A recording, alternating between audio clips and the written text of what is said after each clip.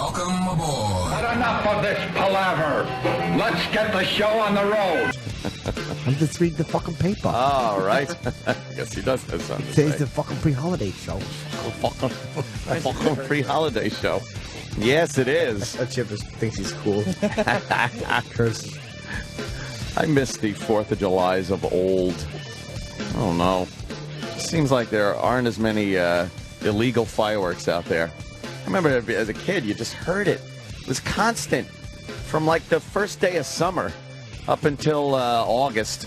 Do you drive with your windows in the city? Are you afraid to let your windows be rolled down because you're afraid of some black kids are going to throw firecrackers into your window? Black kids. That's what I was always scared of growing up.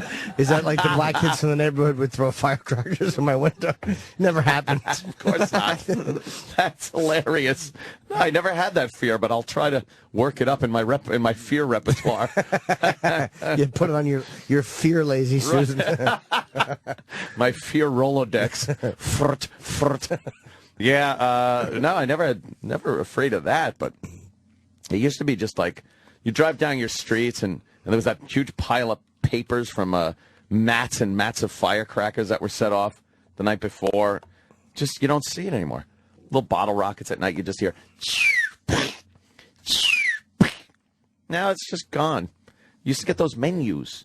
Like there was always some fucking thug that was handing out those sheets of paper, and you just circle it like Chinese food. Yeah, I'll have some M80s. I'll grab some of these and give me 5 mats of fucking firecrackers, blackjacks. I want some blackjack firecrackers, M80s, and ash cans.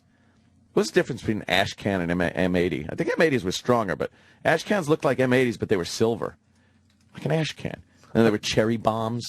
Weren't you worried about blowing your... the message got through to me when I was a young boy. Did it? Dude, I was so scared of blowing my fingers off. I never held an M80. No, but there's no greater thrill and no greater danger than holding an M80 and lighting it and throwing it. You could place on ground, light fuse, get away like a pussy. Like the instructions tell you to on the fireworks. But nothing like lobbing it. Let me tell you, you might have heard of a gentleman named Joey Cumia. My dad. Jesus Christ.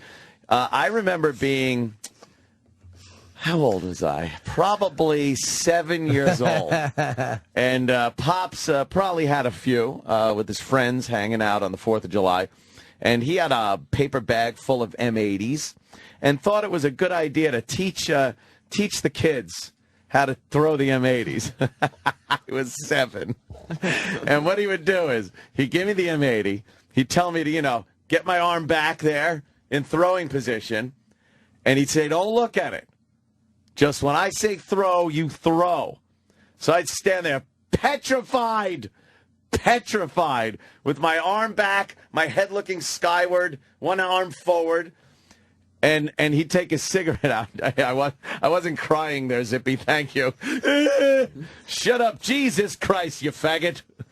And he would light it and go throw. And I would just throw as hard as I could.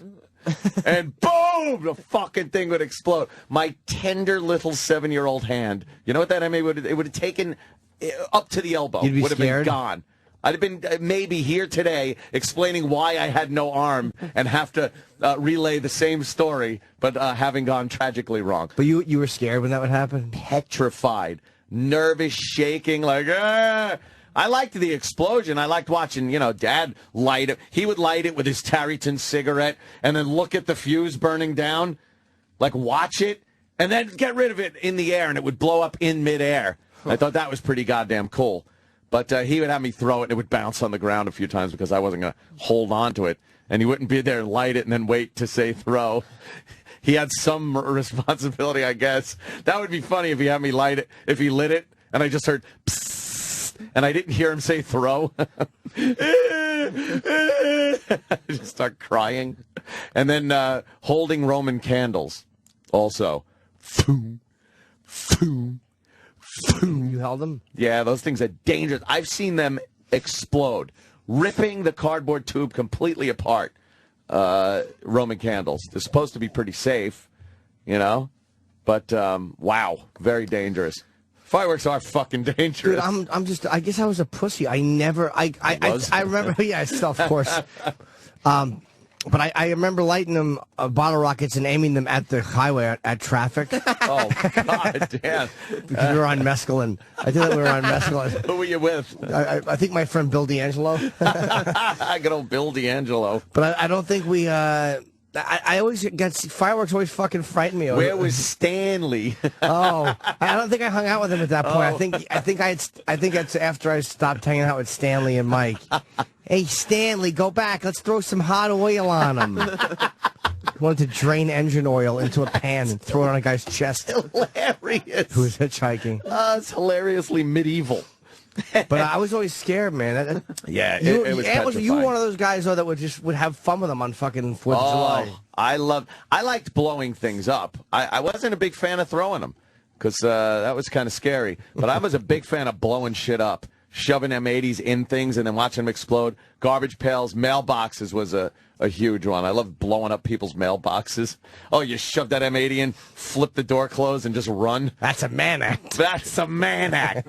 Knocking down mailboxes, driving through people's backyards. M80 versus mailbox. Fucking rips it apart. Oh, wow. Here's a little video. And, wow. Fucking piece of mailbox came chasing after him. Wow. Yeah, they come apart. See mailbox come apart like that. That really does fucking blow up a mailbox. Yeah. Yeah, that was always fun. And then a friend of mine, Dave, he would come over the house. He worked at Struthers. They used to make like pipe fittings and stuff. Came apart nice. And he came home one 4th of July with this pipe with 2 caps. One cap had a hole in it. And Teflon tape wrapped around the metal because you didn't want to go bare metal to bare metal threads while you're screwing the cap on with gunpowder in there because it could friction. Wait, it's so how would that dangerous. work? Yeah. There's threaded ends. Right. There's a pipe with 2 threaded ends, and you screw a cap on one end, and then you screw the top with a little hole in it on the other end after you fill the thing completely with hollowed out M80s. We would sit with a bag full of M80s, just poke a hole in the side with a screwdriver, and fill the pipe up with these M80 fucking gunpowder. And then you would make love, sweet, sweet love to Sarah Connor. And exactly. Stop Skynet from taking the world over. Yeah. But it's true. We'd wrap the threads with Teflon tape, which you use for to make a good seal on it usually. But in this case, it was to keep the friction from getting the metal hot and sparking and blowing your fucking friends up. Yeah, there you go. That's the scene. Could that happen as you were putting the metal cap on? It's happened so many times to people. Really? You can't even count it. Wait, and then when they're threading something, the fucking thing just blows up? Yeah, it just fucking explodes. Oh my fucking In god! a giant explosion of shrapnel, gunpowder, fire, and death. How about if you close it really slow? Well, even something slow under pressure, like threads screwing tightly, can still make enough friction. The speed doesn't really matter. That's a common misconception that can be deadly. You must lubricate the threads and or use Teflon tape around it. But wouldn't the tape make the threads not grip? No, Teflon tape contours to the size of the threads. Oh, wow. It really gets in there good. And it's very smooth and puts a nice little seal on everything. And you knew that at that age? Yeah. Wow. I'm 43, and if you told me to do that right now, I'd blow my arms off. So we would do that and then stick a fuse in the hole after everything was lit up with a little bit of clay in there to keep it from spilling out. And then you'd do a cigarette fuse, which was you'd smoke a cigarette a little bit, you break the filter off, shove it on top of the fuse, and it would give you a good 5-10 minutes before the ash burnt down enough to light the fuse. And then the fuse would light and kaboomo. And we'd put it on these giant like 6x6 posts that were in the ground to hold up big fences. And it would just blow the whole post apart. Like a railroad tie size fucking post. And just in the air, fucking sections of fence are tumbling and flying through the air. Looked great. How many M80s would you drain? It was probably a good, let me think now, with that, it could have been 30 M80s. Wow. It's just insane amount of fucking explosive power. What does an M80 look like? I don't think I've ever held one. M80's like it looks like a piece of cardboard tubing. About, Almost, yeah, like a miniature cartoon stick of dynamite, almost. Yeah, you know, yeah. like a red paper housing. Yeah. Yeah, like that. That's it, right okay. there. Yeah, I've seen them. The M80. Oh, yeah, I have.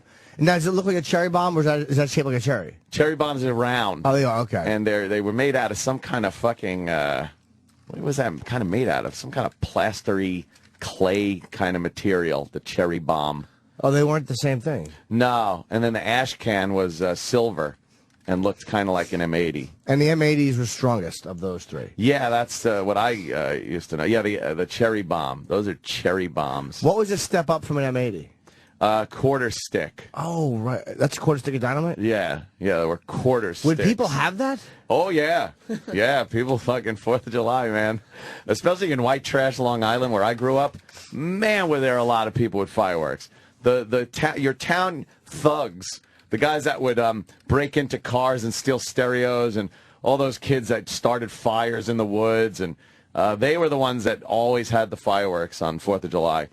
And they were the fun people to be around. Yeah. Where would they get them?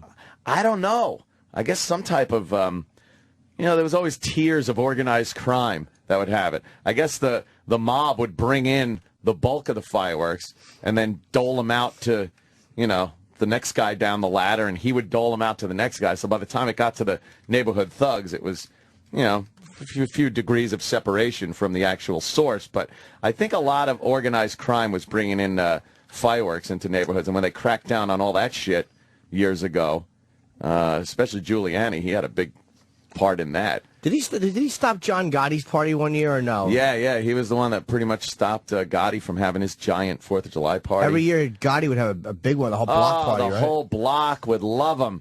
They'd fucking set off their own fireworks display. One year they had a short shot that went off and just lit the whole fucking neighborhood up on the ground. Yeah, a few of those mortars that were supposed to go up in the air didn't. So they're just flying around. I think a few people were injured, but nothing that serious. Oh, really? Yeah. Oh, was that a quarter stick or? Yeah, I think that's a quarter. It's a quarter stick of dynamite why would you do it in a melon? Like, look how festive it's decorated. Yeah. It's a quarter stick of dynamite, and it's got little swirls on it like a candy cane. He's blowing it up on a tiny little bridge. On a little fucking bridge. It's M80. It's an M80 that it's a melon. Oh, that thing smokes too. Yeah, the fuse is really. He's got a melon. It's going to be nothing left of that melon, of course. You guys just blowing a melon apart. But, oh, wow, that fucking blew up. But an M80 would have done the same thing to it. Yeah. It's just a fucking melon. That's a big bang, though. There's nothing funnier than watching somebody run away from a lit fuse. It really is something. There's something very instinctual. When you see a lit fuse, you fucking run away. You run. But look, we're watching two guys light something, and they put a bucket on it, and they're running away. This thing will launch. What is that they're doing? They probably put an M80 underneath there's two guys in the line. Wow, it just came apart. Didn't even launch. You take a metal garbage pail and turn it upside down over a quarter stick of dynamite, and that fucker will launch like a rocket. People just like watching stuff blow up. It really is our ape side. I wonder what that is. It's the noise. Boom. Yeah.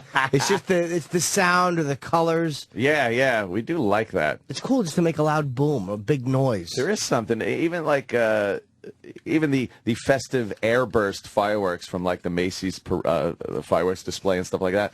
We love just looking up and looking at that. It's weird. This human thing, we just like it. You know what it is? Because we know too much now. Like, we didn't know years ago that a star coming into the atmosphere was natural, so we thought it was godlike. We're just jaded from all that stuff, so we kind of had to invent something to make it impress us. Yeah. Godlike. Yeah. Wow. Yeah. What's that one, Dan? I'm just trying to find some good explosions. Yeah. There's a lot of that shit. And you will hear after the 4th of July the horror stories and nightmares. Usually they entail blowing fingers off from M80s and stuff, but the worst thing is when that mortar doesn't go off out of the tube. You get like a nice 8-inch fucking mortar shell in a pipe, and they throw it in, light that fuse, and nothing happens, and someone shoves their face over the fucking mortar tube. And it goes off. And it goes off. Instantly just rips your head off. That happens to people? Yes. Astounding. People lose their arms and stuff every year, right? Or their hands. Yeah, there's just something that happens. There's somebody right now who has a hand who will not have it tomorrow. Your hand will be gone tomorrow. In 36 hours. How frightening is that? Yeesh. I've seen a video of that once. I forget where. It was on one of my sites. Yeah. Yeah, it was a guy with like an M80. Oh, it was the whole thing. It showed it blowing up. His arm was just, his hand was just ripped. Oh. We used to throw them at people too. Thick puppies would have M80 parties. No, they probably didn't. We'd light them up and just fucking play Ring-a-Lario catch. Ring-a-Lario? What's that? What is the Ring-a-Lario? It's catch. I've heard of Ring-a-Levio. Oh, that's probably it. There's a video on Interrobang. Yeah, I don't like watching that shit. I don't want to watch that. Someone's and a fireworks one, the anticipation's too much to watch. Wait, what's the one? Someone's hand comes off on Terrorbang? Yeah. I guess somebody lights an M80. And yeah. I was always scared of that shit. What is that thing that we're looking at? It's like it looks like just constant fire being shot up in the air. Wow. Someone taped 91 Roman candles together. It looks like that's pretty cool. anti-aircraft artillery. That's like what in the night sky over Iraq during the Gulf War. But how are they going off simultaneously, cool. like one after the other? How do they do that? Well, I'm sure the lighting it. I mean, you got to get a lot of them going all at once. Oh yeah, I'm Wow, dumb. that's pretty good. I don't know anything. That's pretty cool. People used to have Roman candle fights. Yep. You just hold the tube and go funk, funk, funk, shooting them at each other. Can't you get hurt? Yes. Bottle rocket fights also. Bottle rockets are less than Roman candles, though. Yeah, but they'll take an eye out pretty fucking soundly, I would imagine. You know? Especially when you break them off and then you have a fun nickname for them. Oh, right. Yeah. Oh, boy. Boy, the black people sure never got cut a break, even when naming wacky fireworks. Something chaser. Yes. Can't remember. Oh, I know that one. Just... and they're just going wild down the street. Yeah, or when you're in school and your friends decide to put them off in the like the staircase. You know, like where's that little enclosed staircase area? Down the hallway. And there was always the kid that you knew you could give the fireworks to if you had them, but didn't have the balls to light them You ever off. play with those little pop snap things that they look like little sperms and you throw them on the ground? Yeah. It's always fun when one lands right inside of your ear and goes off. They used to do that? Yeah, it happened to me when I was a kid, sure. Man. Went right into the ear canal and popped. I heard ringing for probably 3 days. Oh, and then the sawdust from inside, it gets all in your head. Yeah, that shit was itchy. Shit makes you itch. And people still buy those today. That's like one of those dangerous toy things that no one's said, hey, you can't play with that yet. Yeah, kind of nice. Seems dangerous. Those and those two balls that you could kind of smash together with the gunpowder on it. It would just kind of spark and make a bang. Yeah, they had like cap material on them. Yeah, I don't know how the parents decide what's safe and what's unsafe, because there's no way that's like a safe toy for a child. It doesn't seem very safe. No. You can still get bomb bags. Bomb bags? Which is a little foil bag that you would squeeze and then throw, and then the bag blows up. Yeah. It's like got like water in it. Yeah. And then there'd be a chemical right? that you could hit, and I remember those. It's like a car bomb or something. When I was a kid, we used to go like to the Kmart parking lot. Yeah. Like one time, I took a whole pack of firecrackers. I just lit it and threw it into the parking lot. Nah, you probably didn't. Yeah, I think he's making it up. You probably didn't. Yeah, I did. We just threw them. We throw them in the parking lot. The parking lot. You think that's a lame 4th of July? Terrible. Terrible. Yeah, those things are stupid. Yeah. They're just little water packs that you squeeze, and I guess it reacts with whatever chemical is in there. It's probably just baking soda, right? Yeah, baking it's just pressure. It's not an explosive thing. It's like the pressure going those off. Stink bombs, like the school stink bombs. Those were so stank bombs. They never really stank. It was just like, oh, it smells like sulfur. A lot of smoke. It smelled like sulfur. Yeah. There was a good line in Justice for All at Pacino where he was saying, remember the big thing they had on him in Justice for All was that he had turned in one of his own clients, and that was what Judge was blackmailing him. Yeah. And he said that he was telling me these sick fantasies he had about what would happen if he put a cherry bomb in somebody's mouth. Oh, God. And he said that one of his clients was putting cherry bombs in people's mouths. People's mouths? Just to watch it go off. How terrible. Oh, Would that kill you? Oh, probably would, yeah. Blow Cherry your bomb? fucking head off, yeah. But an M80 would definitely kill you. Oh, yeah. Hell's yeah. Oh, my God, I got to take another dump. You gonna shit again? Well, yeah. When's the last time you shit? I don't know why I'm saying. Like last night, though. It's funny. Not here. But you said another dump, and I'm acting like you've been shitting all morning. No. I know. I'm squirming in my seat. We don't have to go a whole hour before we take a break. Take a break right now. Right now. Why don't you go take your shit? I'll take my dumpies and I'll come jerk back. off thinking about it. Be right back. All right. This is the Opie Anthony Channel on Sirius XM. Who's that old guy over there? Uncle Paul, with the creepy old guy stare. Uncle Paul, now he's coming over here, slowly limping down the hall. It's too late now, 'cause here comes Uncle Paul. I'll show you how to make Teach him how to kiss. And you got to keep telling him, close your eyes. You look frightened. You got to make him close the eyes. People like that better in the pictures. Paul, you got to ask them. They look frightened. Damn kids messing up the pictures. A lot of parents said, what happened to his face, Mr. Hoggis? He fell. He skinned it on the rug. Who's that old guy over there? Uncle Paul, with the creepy old guy stare. Uncle Paul, now he's coming over here, slowly limping down the hall. It's too late now, 'cause here comes Uncle Paul. Sirius XM. Sirius XM. The Opie and Anthony Show.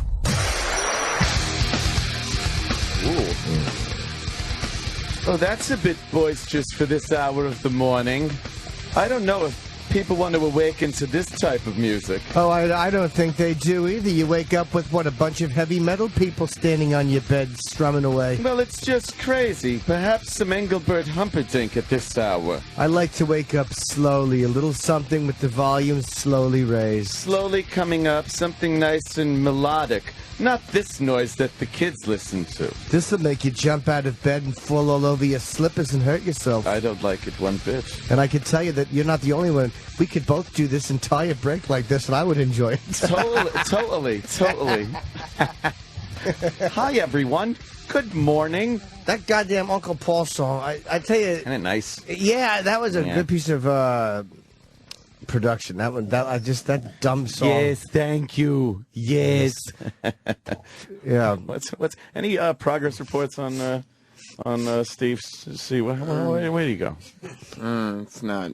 Huh? No. What's he doing? He was doing a... Because honestly, I don't know. Yeah. I just started his wife's workout again. MJ had written me a good workout program, and I stopped it, of course, for a long time because I'm a lump. What did it say? Do the opposite of what Steve does. Well, What's he doing? He was production and rock jock on some rock station in, middle of Pennsylvania. Like Wilkes-Barre or something, right? Yeah, somewhere like that. Well. And he was doing middays, and then he got moved to nights. Wait, was he on the air? He was. I didn't know that. Oh, look at that. It's a little website. And, but he has since lost his position with the station. What, was it him, or was it the... I don't know. The station didn't flip, did it? No, but they laid off a bunch of people. Oh, Yeah, okay. they just completely, That sucks. They probably have one guy at voice tracking everything now? Yeah, exactly. They went automated. We know how Okay. that goes. It's So not it's a nothing fun personal, thing. it's just... No, it wasn't Yeah. him. It's one less salary to pay, one less insurance benefits. Exactly. That's a rough gig, man. I mean, anybody... The one thing about being funny, so they say, is at least you can always work. Yeah, there's a commodity you have that can't really be replaced. You can't voice by, track. Yeah, a computer. Yeah. Computer. Although our show probably could be voice tracked. Yeah. Just one guy who hates himself and one guy who does this and one... Psychopath. Just play old Clan fucking tape. Mulata, mongrel class of people. Oh, that must be Anthony. What? Do you know, I was so angry the other night when I was on my way to your place because we just weren't kissing yet. Yes. And when the fucking thing wasn't working. Oh, yeah. I was screaming in the car epics. by myself. My head still hurts for 2 days. Oh, my the God. special? I made myself sick yesterday. I was supposed to shoot You with did. DeRosa yesterday. You did. Yeah, and I feel so terrible because 2 nights, the night before last, I was walking like an old, you're sick, you have like a flu, it's old man walk. You do the shuffle. Yeah. Dude, I couldn't, I went to the cellar because I had to do a spot, and I felt like if I feel this way tomorrow, I'm not going to be able to shoot. You're the consummate professional. How the fuck you go to the cellar and do a spot after being that angry, feeling that sick? I don't know. It's not even professional. It's desperation. Oh. It's desperation. But I did a short set. I told Artie, I'm like, I can't do a full set. I don't feel well. But I think I made myself physically ill. I can't yell like that. It's fucking bad for you. It's so bad. That stress is fucking bad. It's just bad. And in the end, it will be okay. No, you don't. You don't. No, you really don't know in the end. But you just feel like, of course, I'm a loser. Things get messy. It brings up all the other. It's always something else that it brings up. Yeah. Like about very rarely are we that mad about whatever it is in the moment. It's always fucking. Yep. Yeah. All this other shit that comes pouring. It's like you crack the door and everything comes fucking falling out of the closet. You're getting hit with residual stuff from 1975. But it was just, oh my God, that type. I literally, if I coughed out, the whole back of my head. It still hurts. The whole back of my head hurts. Wow. You're screaming at your manager? Not at him, though. No, I wasn't mad at him. I was just mad that it happened. Like, it was like, But he's the one who had to. Yeah, but I was telling him, like, John, I'm not, I said this yesterday, but I let him know that it's not him. Yeah. But that's still unpleasant. I owe him an apology that he had to listen to this shit on a Saturday night. That's their job. I guess so. That's their fucking job. You know what? Fuck him, you're right. They have to hear stuff that you can't say to other people. Yeah, yeah. Like, I've said stuff to Bob Eaton that I couldn't call the fucking management here and say. No, that's what they're there for. Motherfucker! Because you can't. Because once you say stuff like that to your boss, you're fired. Yeah, yeah. You can't unsay shit to a network executive or to an a casting director or whatever. You can't unsay that stuff. And it's very hard to say it to friends and family because they kind of don't get it. What's going on, really. So they're there to yell at. How do you think they're earning their fucking percentage? Yeah. Getting the gigs? No. It's getting yelled at. They're the buffer. You're right. Yeah. Fuck, buffers. you're right. Plenty of buffers. Plenty of buffers, yeah. Plenty of buffers. That's true, because if you call your family, they don't get... No, they don't really know. They don't understand why you're so mad. I thought it was all fun and games, the business you're in. Yeah. What's that, like fun? Just screaming about it and fucking cursing. Yeah. The online feed's not working. And my mother would be like, oh, but what, can't you just go and do the show again? Like, Ma, you're not getting it. Come here, I'll feed you. No, you don't get it. You're not getting it, Ma. Oh, Chip, Mom Chip. So I have a fucking headache for like 2 days, man. Oh, it's very bad. I think so I did some real damage. Yeah. You probably blew up some fucking brain cells. Jesus. That's scary. Oh, man. I need some fucking serenity. Yeah, serenity now. I don't know if it's worth it. What? It's not worth being that mad about it. No, it's not. It's not. You gotta keep a little more calm. Everybody should try that. I used to go completely batshit in the car when things weren't going my way as far as driving goes. I still, believe me, I'm not a happy camper when things happen on the road that could be avoided. But for the most part, I'm not yelling, hitting the steering wheel and the dashboard and screaming to myself in the car. You got to just take it as it comes. What you gonna do? That's my logic. What you gonna do? But can that type of a rage explosion really be? Oh my God, it's so bad. It is bad for you, right? Blood pressure goes through the roof. That's what it is, man. It's fucking. And from here, Kenny, it's fun. It's from. Let's just talk between me, Kenny. It's code for. Because he was rubbing my leg and I was pointing at my cock. I said, right here, Kenny. He finally got the message. Fuck, that's scary, man. Yeah, you don't want to do that. 2 days, fucking headache. The front page of a lot of the papers today is this Tom Cruise and Katie Holmes episode because they're busted up. She's not wearing a ring anymore. Who do tell? They got a big picture of her on the front page, and they have her finger circled with a red circle where the ring used to be. Oh, I thought that was the ring. No, it's not. She had a bigger one. That would be a dumb ring. Yeah, the big red circle around her hand. And now she's supposedly walking around with a security team to combat these Scientology thugs that have allegedly been following her around. And the post has a very funny picture. Yeah. It's Tom Cruise's face this one is not even a drawing; it's a painting. Yeah, it's like with little funny alien horns in a giant like glass spaceship, and like a Jetsons car. Yeah, a Jetsons car. Yeah, he's in the Jetsons car, so he's in a little spaceship because that's the Scientology people, and Katie was afraid that they were going to take their daughter.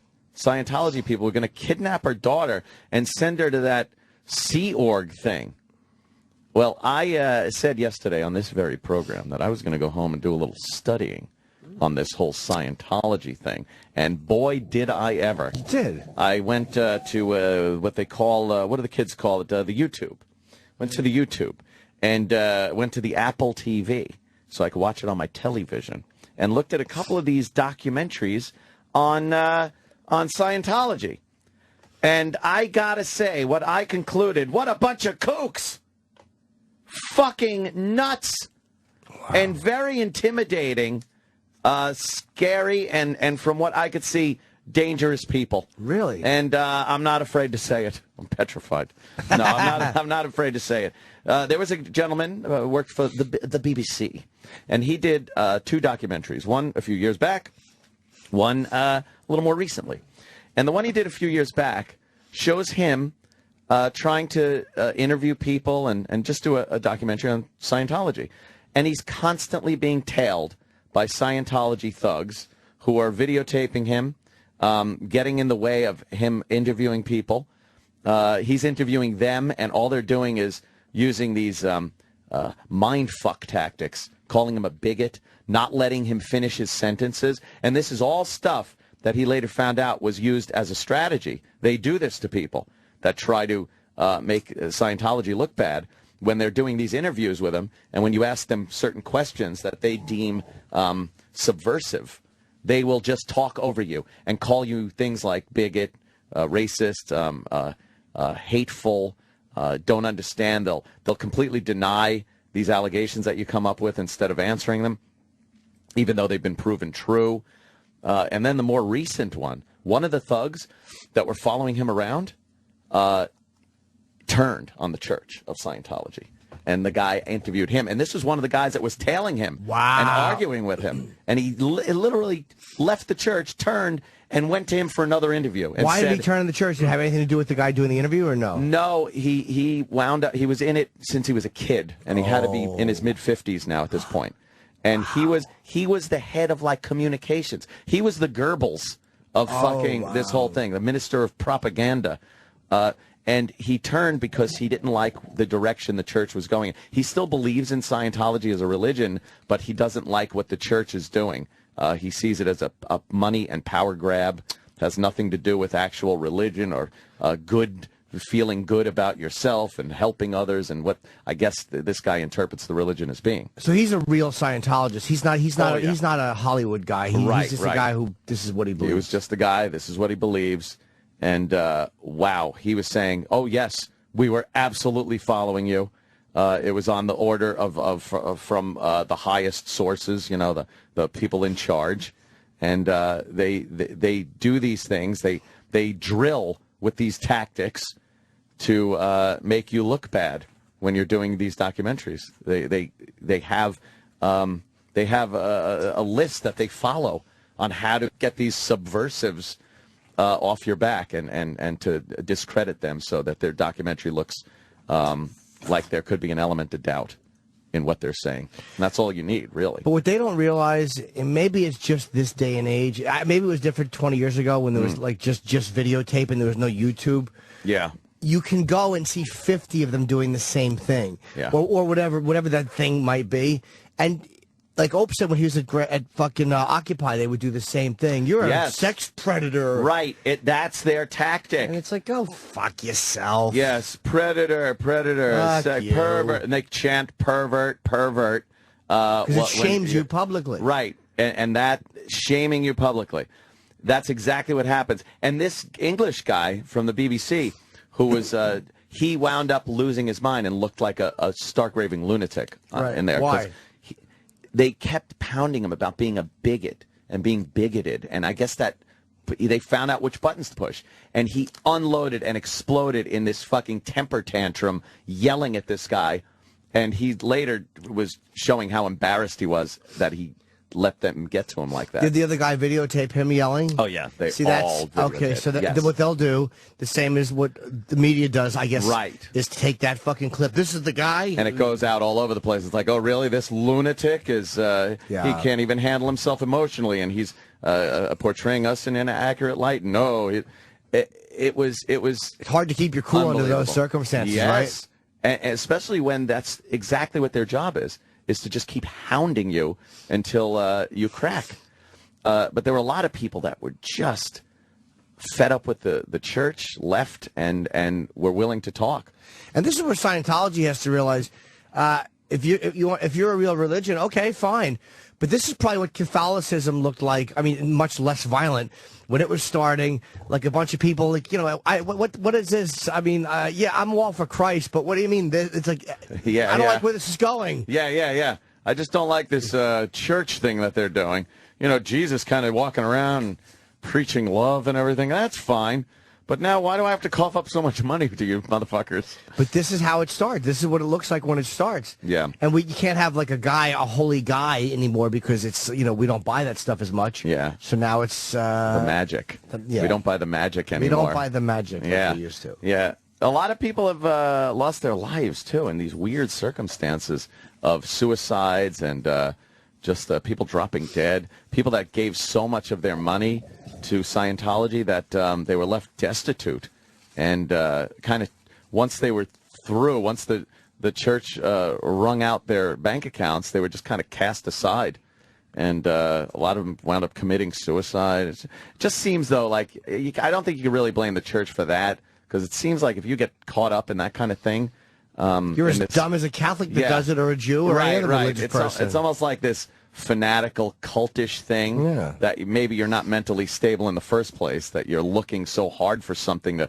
satisfy the void in your life, and that when you might start seeing that this ain't really it must give you that feeling of despair, like there's nothing, and you end up, cashing in the old chips. And what's that? And Katie Holmes was on the inside, obviously. Katie the Wad Holmes. As much as an outsider can be. Yeah.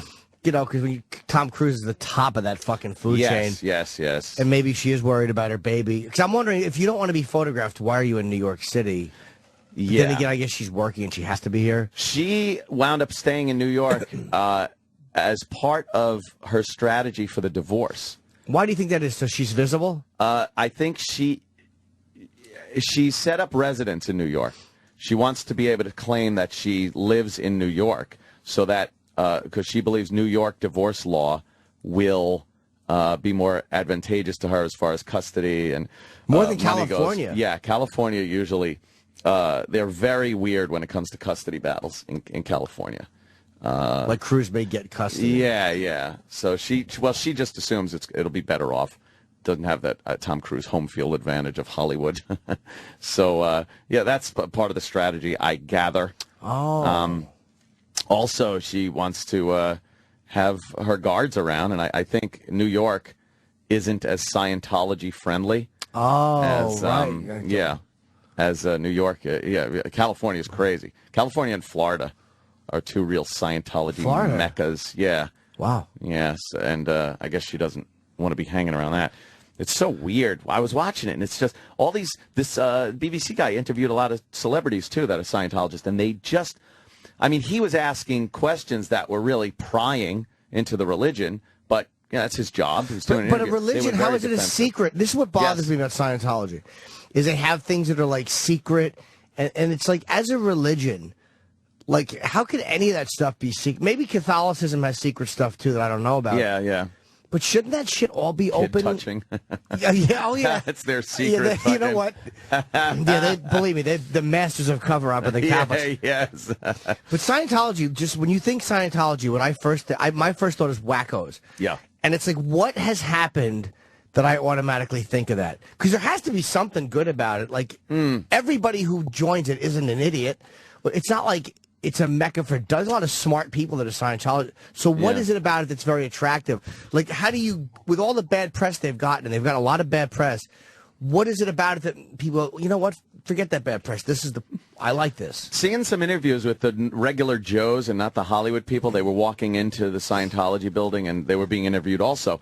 It seems like they were talking about it and saying, it's helped me with my life, it's helped me organize myself and helped me want to do good for others and just giving you kind of a purpose, I guess. I don't know, but people seem pretty happy with it.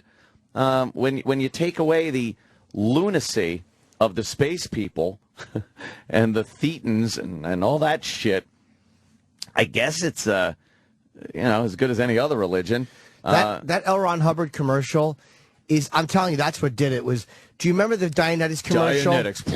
Yes. And the book would come flying out at you. I'm fat and want to lose weight. Page 170. It was almost like a biblical commercial. Yes. Where every problem you could possibly have. Can we find an old Dianetics commercial? Yes. It was a brilliant commercial. Because I remember that book and I remember that commercial, and it's like, it was one of those things where it just looked like, wow.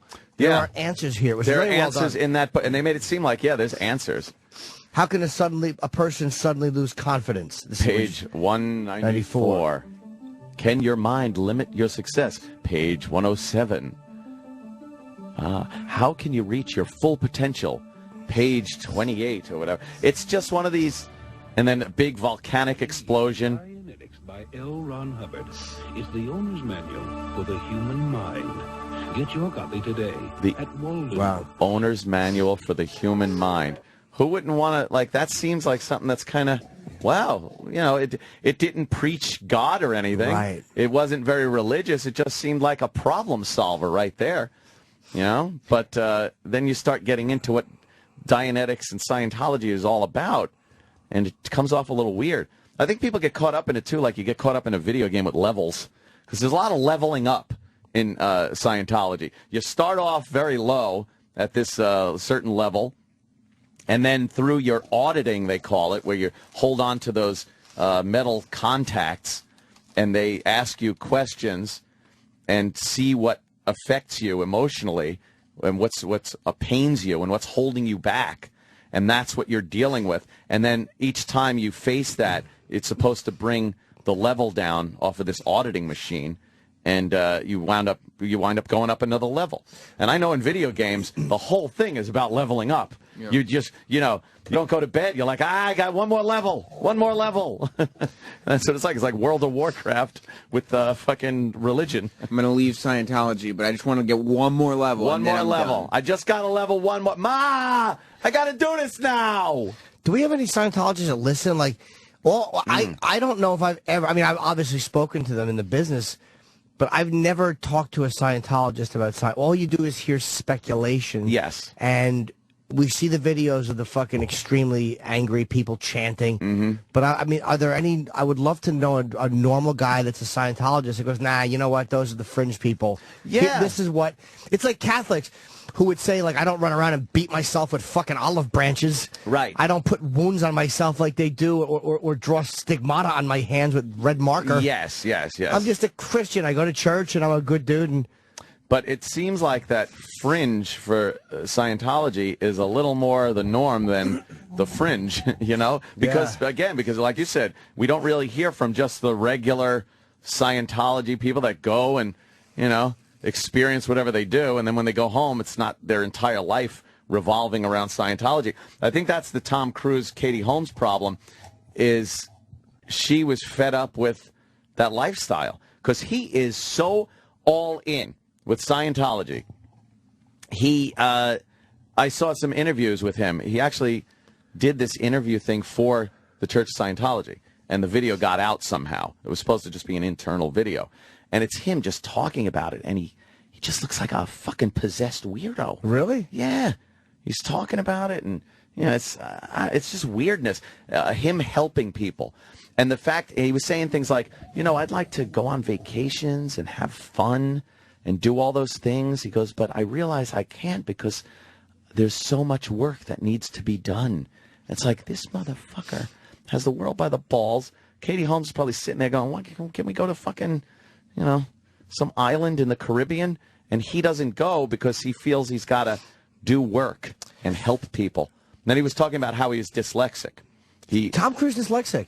Yeah, when he was doing like Top Gun and whatnot, he wanted to get his pilot's license, and he took one lesson and gave it up because he couldn't fucking read and interpret what he was reading as quickly as need be to be a pilot, and it was very frustrating for him. And then when he found Scientology, he was able to fix that without drugs, without any kind of psychology, which they can't fucking stand in Scientology. Right. They think psychiatrists and psychologists are the devil. That is their devil. Wow. And he fixed it and said, I now have my pilot's license and everything's hunky-dory. He didn't say how, but he said that it was directly because of the teachings of L. Ron Hubbard. I wouldn't fly with him. Wait, so he wasn't a Scientologist when he did Top Gun? No, apparently not. No. I guess that's in the 80s. When did he become a Scientologist? I can't see. 1990. Oh, wow. He got into Scientology. But he was giving this speech up there in front of these Scientologists and at this ribbon cutting at another one of their many buildings that are in really good areas. Do we have that speech? Yeah, where was it? I think if you just put Tom Cruise Scientology, a lot of shit comes up. And he sounds like a fucking mental patient. Well, he's their, like... He is their go-to guy. He's a great... I'll say this. Maybe his wife gets annoyed that he didn't want a fucking vacation, but this is where maybe he's one of those guys. He's an obsessive worker. Oh. But this is why he's 50 and he still looks 25 and he's doing action movies. That's a different one, yeah. It's one where he's kind of standing in front of a crowd outside. I thought he was in longer, though. I didn't realize he joined as a... Yeah. I didn't realize he was already a star when he joined. And then the head of Scientology now that took over after L. Ron Hubbard, what's his name? Miscavige. Yeah, David Miscavige. Yep. He was the best man at Tom Cruise's wedding. He was the best man at Katie Holmes and Tom Cruise's wedding. Tom Cruise is all in. He walks up to him at one of these events. It's a video. He walks up to the head muckety-muck and salutes him. And it isn't like a smile and a salute. They're both standing face to face, saluting each other with the most serious fucking look on their face. It's just weird. I don't know. Anyone who gets that deep into a religion or an ideology like that, it just strikes me as odd. And, we just know him from movies. Look, we really don't know Tom from a hole in the fucking wall. We know him from movies. So this is the equivalent of him kind of, in adult life, becoming an evangelical Christian or getting all in with Christianity. And you've seen that happen to celebrities before, where they just find God. I guess you're born again. Yeah, I guess you've seen that happen plenty of times. Yeah. There's another one where he's sitting there in a room. It's Scientology number 114, where he's sitting in that room. Oh, I guess this is part of it. Yeah, what's this? Oh, I think I've seen this. Have you seen it? Full 40-minute leaked video? Jesus. To carry it forth. Who's that? But let's take it another Joseph Goebbels. He's the head muckety-muck. Is that Miscavige? I think it is. Can I see him, Danny? Miscavige. Can you turn this ladder? The zone of influence of the corporate executive could be greater than the housewife, which in turn could be greater than the street sweeper. They just go That off. may not seem fair, but neither is life. And it has zero to do with what others might say. No, literally. It rests on one's own Look at some of the shoulders. allegations. And it's the individual himself who must know he's doing his Doesn't part. it just look weird at the big pompous podium and the big seal behind him with the globe in it? It just looks like a movie where this guy is evil. Yeah. It doesn't...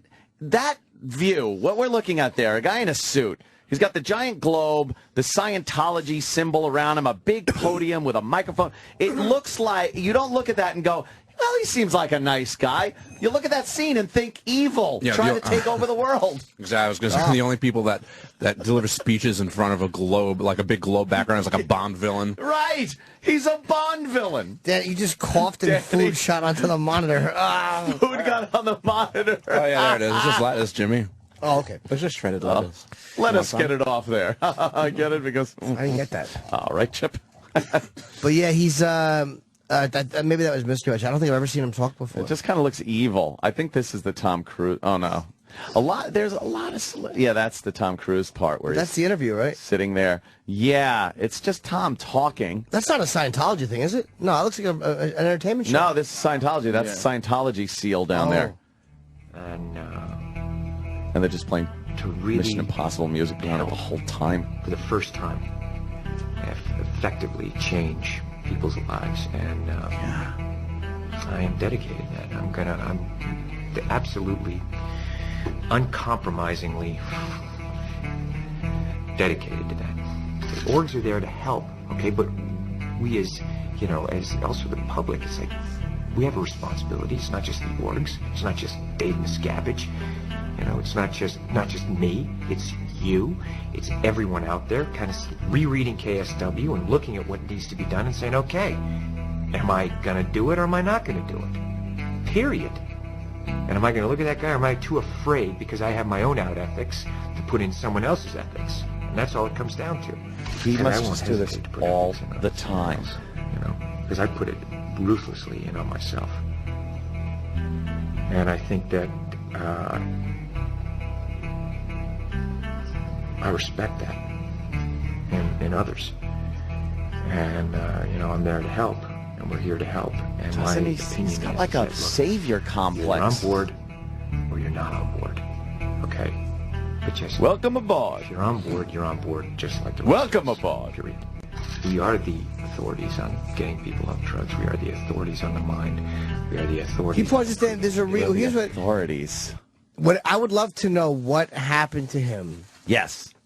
It might not have even been something bad. Maybe his life was so good and he felt like he wasn't giving back. Well, he did talk about that. He talks about how he did Color of Money and Top Gun, and he had succeeded. He had reached the point he wanted to reach professionally, but it just wasn't doing it. Right. It wasn't. He still didn't feel fulfilled. There was something missing. And he says that this Scientology kind of gave him the missing part. But it seems like the Scientology thing has really taken over. Him and his personal life, like, yeah, okay, I could watch him as on Mission Impossible and other movies, and it's great. It's Tom Cruise, the action guy. Yeah. It's Tom Cruise reading other people's words and being a whole different person. But this is Tom Cruise. And something tells me this is Tom Cruise 24 hours a fucking day. Yeah. And it's got to get old real fucking fast. Him just yapping about Scientology constantly. It probably gets a little exhausting. Just that personality would be difficult. Just to be surrounded. He's so intense with it. He's so serious and intense about it. Yeah, maybe that's what makes him a great actor, though. I mean, honestly, like he might be one of those guys that whenever he locks on something, he's just that guy. Yeah. And he's used to being. I didn't realize he went in as a huge celebrity, though. Yeah, he had already been a pretty big celebrity at that I really point. thought he was much younger when he joined. He just wanted a box licked or something. Jesus Christ. Wait, fuck? Who got him involved? Was it... wouldn't have been Miscavige, or was it... Well, I wonder. Yeah, was it first wife? His first wife? Mimi Rogers or whatever. Mimi Rogers? Mimi Rogers? Check on that. Jeez.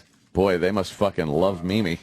That's Scientology. 'Cause they apparently love celebrities. They treat them like the upper echelon in Scientology. And one of them, it was a guy that was in G.I. Jane. Some guy was in G.I. Jane, and he was a Scientologist, an actor, and he left.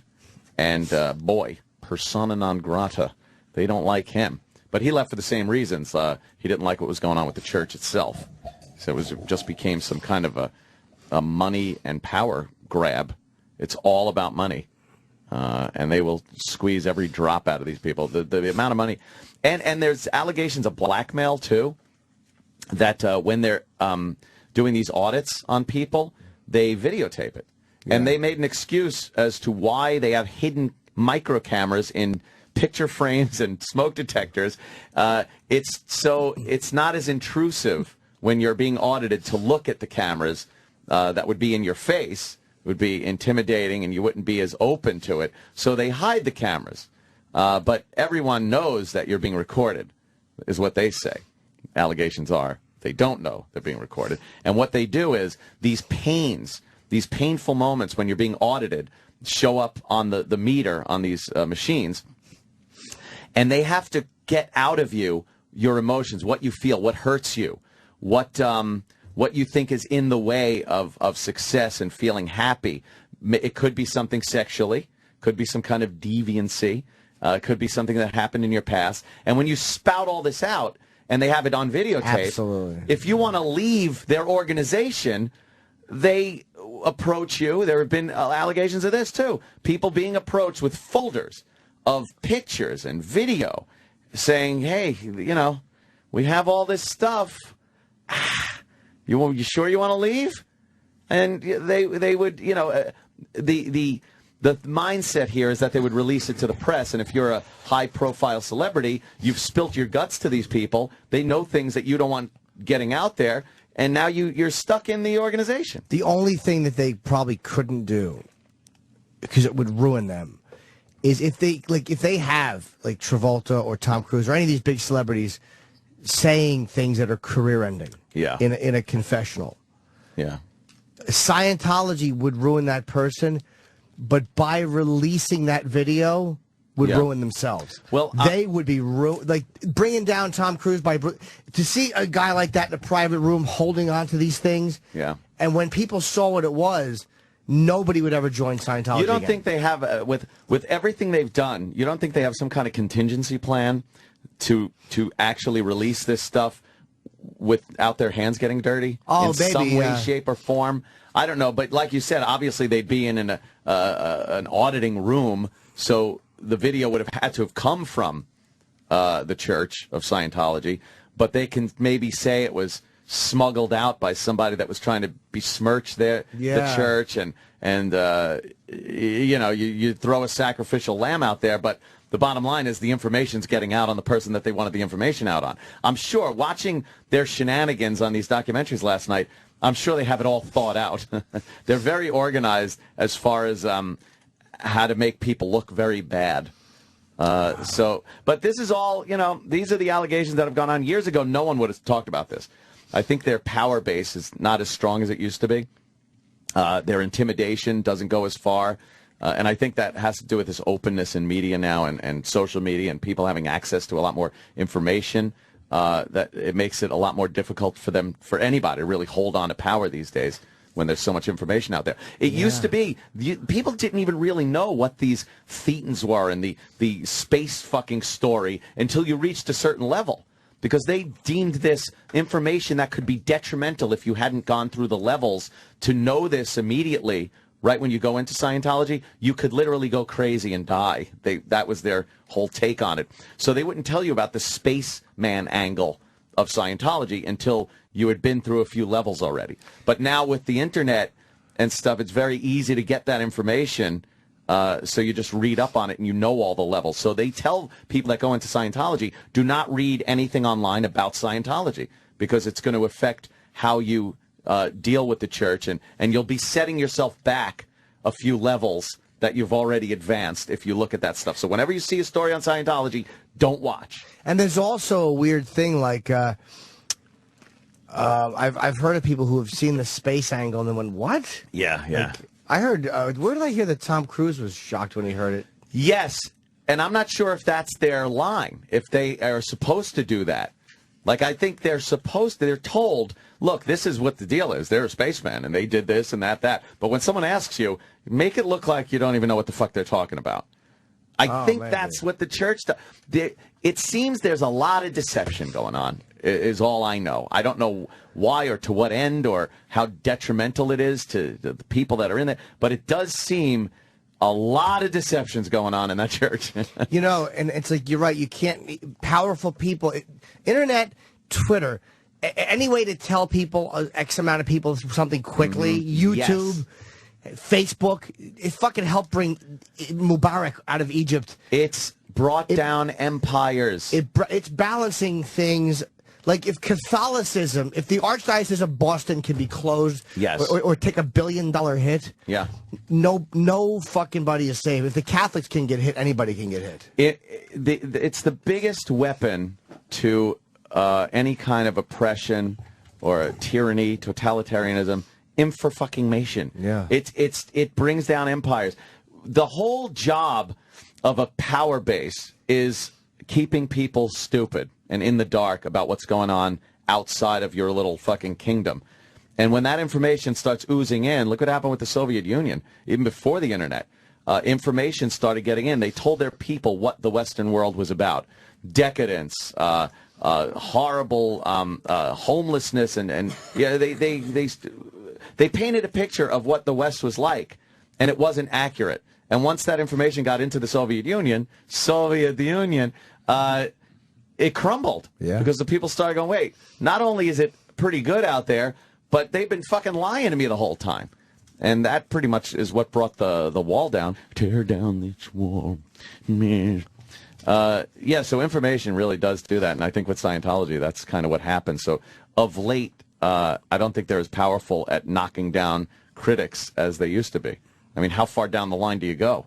Everybody that just, is tweeting something bad about Scientology? Dude, the front page of the Post is it has a picture of Tom Cruise with spaceman fucking antennas on his head in the Jetsons car. Spaceman antennas. I mean, nothing we say is going to be as visually powerful. Yeah. And the papers are talking about it constantly. Yeah. I mean, they're not scared. Yep. They don't give a fuck, man. Yeah. Post, the Daily News. It's like, what are you going to go after all of these? What are you going to do? What is Scientology going to do to Rupert Murdoch? Yeah, Rupert Murdoch said, he thinks it's cultish and dangerous.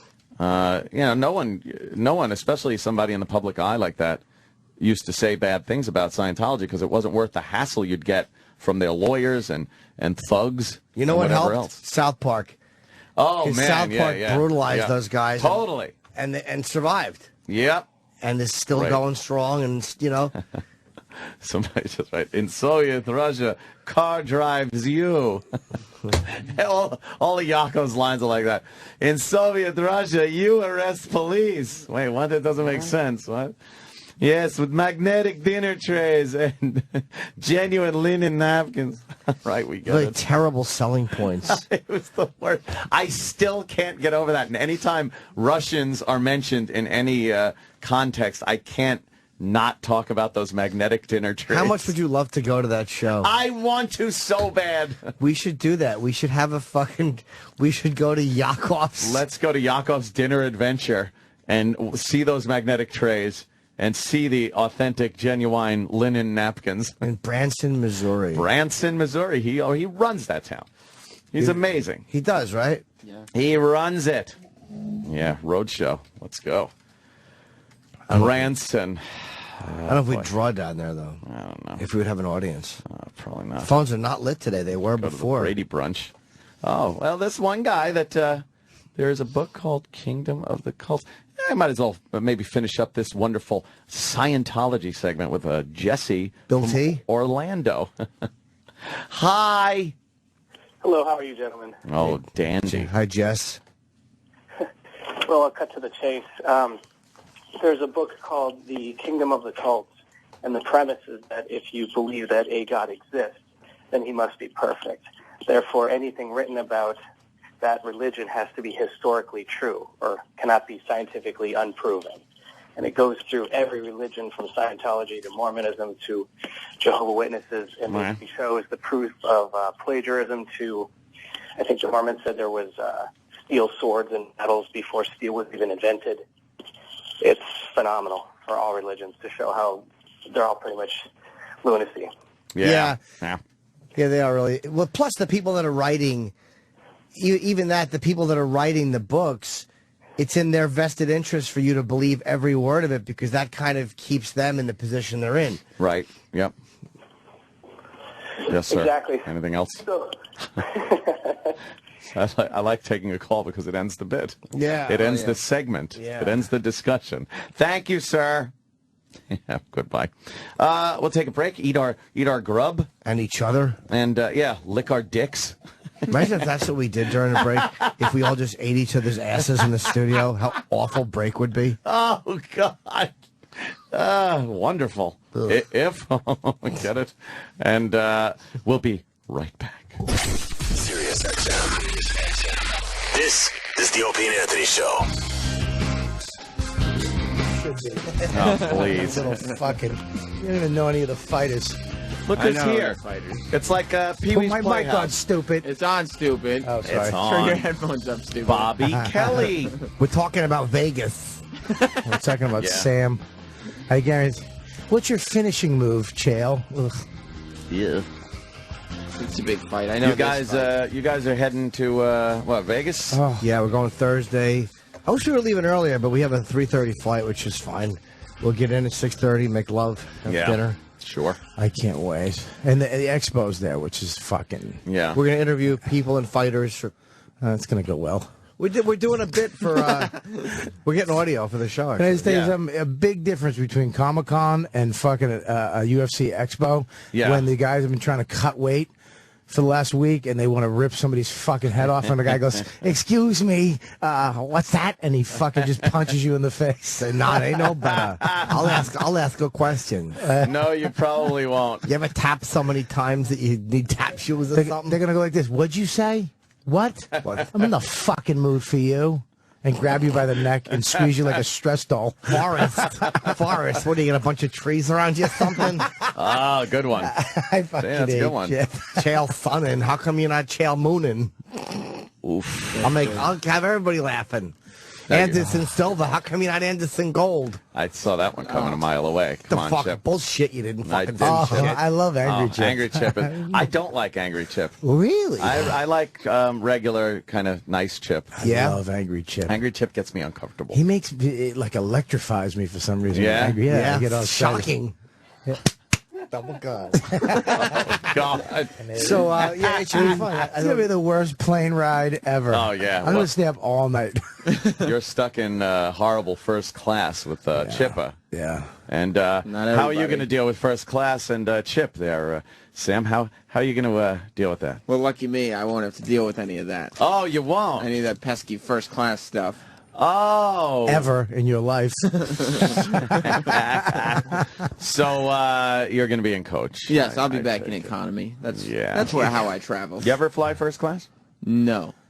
Wow, how old are you? 28. Can I just say something now? As thin as he is, everywhere's first class. That's true. Nice big seats. He has leg room. And reclines all the way back. Yeah. That's right. Yeah, we'll go back and say hello. No, you won't. No one ever does. I'll send you my cookie because I can't eat it. No, you won't really send Swear to God, I'll send it back to you. I hope so. We'll do that the Ookie Cookie game that the gay guys do. What is that? I know the You game. never heard of that? I heard of Acker Cracker. all- Jerking off on it. Right. You got to jerk off in the first. You got to jerk off on the cookie, and the last one to jerk off on it has to eat it. Jesus. Yeah. Easy for you to say. Not really. I get nervous. Has to eat it or gets to eat it. Oh. Yum.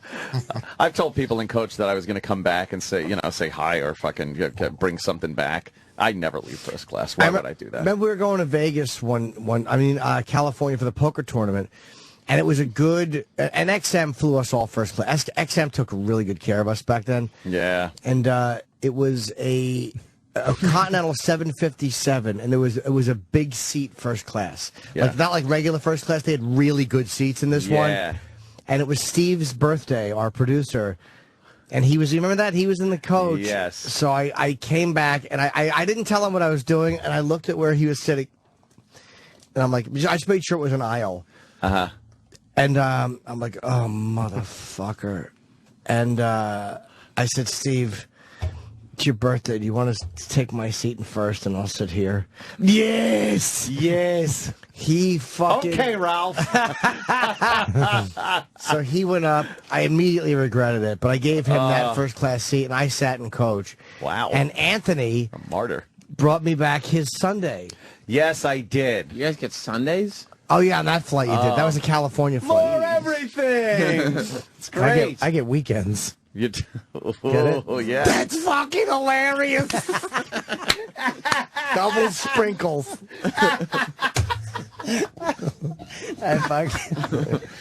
Holy shit. He loved that one, Bobby.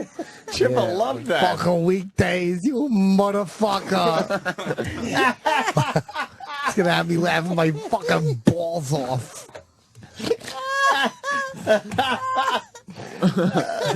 Fucking cocksucker. Branson, Missouri. It's your show. Oh, there you are. Explore Branson. Boy, they're advertising it on the television there. Branson. I think we're going to put the special on this Saturday.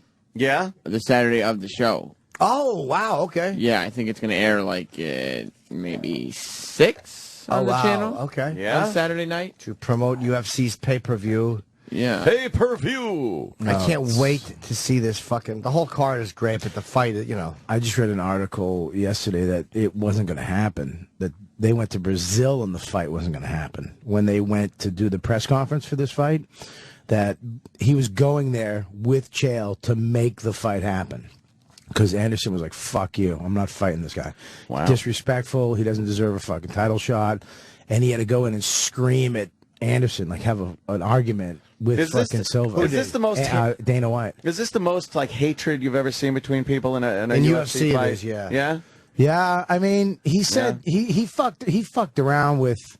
He said some shit about Anderson's wife. And, you know, Brazilian guys, I mean, you can say some, you know, you really don't want to fucking go down that road. Yeah, he has every Brazilian guy. I mean, all of them, fucking Vanderlei, all the guys. Vanderlei Industries? No, Vanderlei. Oh. A lot of the guys hate him now. I mean, just because of the disrespect that he's showing to his family in Brazil. And he said, when I was a little kid, we used to be outside talking about, you know, technology, playing with gadgets, and we'd see the little Brazilian kids outside playing in the mud. It's like, Jesus. I'm telling you, in the mud. I really think that he is in Anderson's head, and I think Anderson is a little scared of him. Not because he's such a better fighter, but because he's already had, I don't care what the reason was, he had one really bad fight against him, and there's so much at stake.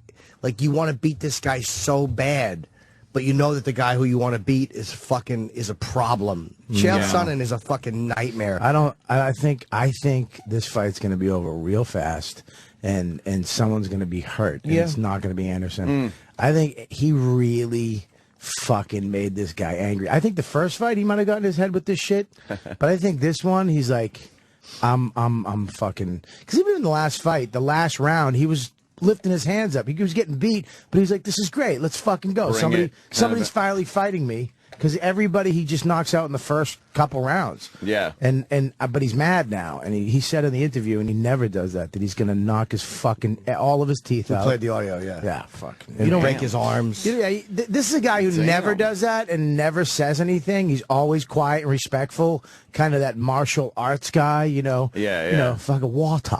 You know, you must flow like water. You become teapot.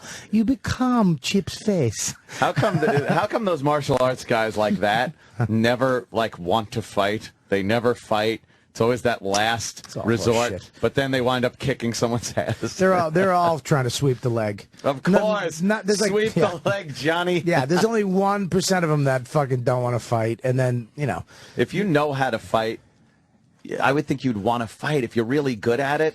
Dude, I've been boxing for 3 weeks. Not even real boxing. I want to punch Keith in the face. Do you want to fight? Every time we put gloves on. I saw your tweet that you were on your way to the boxing gym. How's that going? Awesome. Yeah, is it? It's really good. It's digging it? It's the worst thing. It's the worst workout I've ever done. Yeah? Yeah, this Haitian dude, Steve. Brutal. I want to bite his little 2-inch braided ponytail off every time it's an hour workout, right? Hour workout, but he does this shit. It's different every time. Like you get the hang of it, and then he just has you doing some stupid shit, and you're like, oh fuck, this just is terrible. How much boxing do you do? We do a lot. I mean, you put the gloves on, you wrap up, you put them on, and he's doing this stuff where he trained you for like 3 weeks of how to, you know, you move, and he did this fucking Karate Kid shit, the wax on, wax on. Oh no! Where you doing this? It's wax on, wax off. Well, whatever. It's wax on, wax on. Yeah. You're all full of wax. Yeah, Chip. I fucking hate him. This trip is going to be difficult. But and then he brought us in this week and was like, okay, put all this shit together. And, you know, now you're ducking and weaving. And so you can put the moves together. Yeah, but we can't because me and Keith are too stupid. So we can do it one at a time as a workout, but when you really want us to box and we have to block, hit, block, jab, right, hook, block, duck, we're fucking... It's like you're dancing. Is Keith a good boxer? Keith, he's good, but we're both stupid. You know what I mean? It takes us, you know, he's like, all right, right hand, you know, right, left, duck...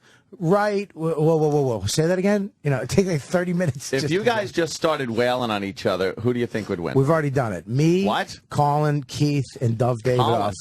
Yeah, Colin can fight. He can fight. Well, he's that Irish. Yeah, he grew up in Brooklyn. He can fucking scrap. Yeah, wow. We went to the gym one night at 12 o'clock. Noon? No.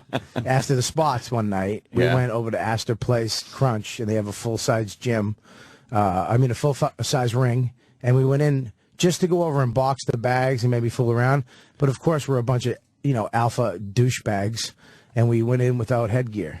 And we had gloves. And just gloves? We said just body, which lasted 3 seconds. Of course. I chipped up David. What's that?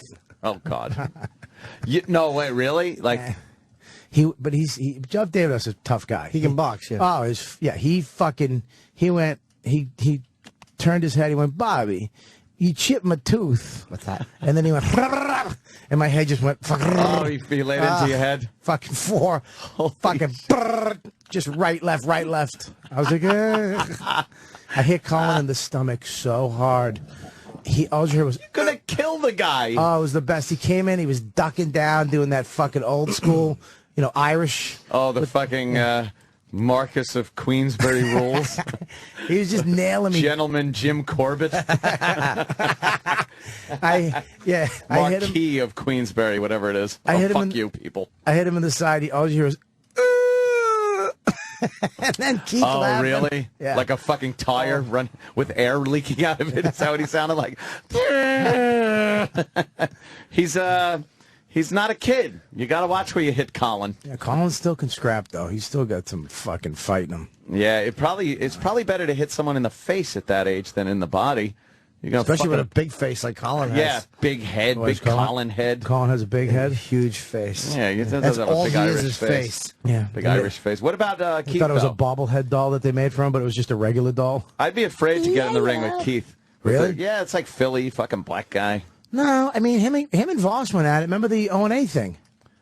Remember they fought in the boxing ring with? Yeah. They had the blindfolds on, and then Voss threw a kick. Yes, Voss threw a kick. You remember that? It's one of my favorite moments in life. Voss threw a Stupid kick Keith and Voss got carried away in the ring. They had blindfolds on. They were trying to throw punches, and then Keith really fucking connected with dumb Voss.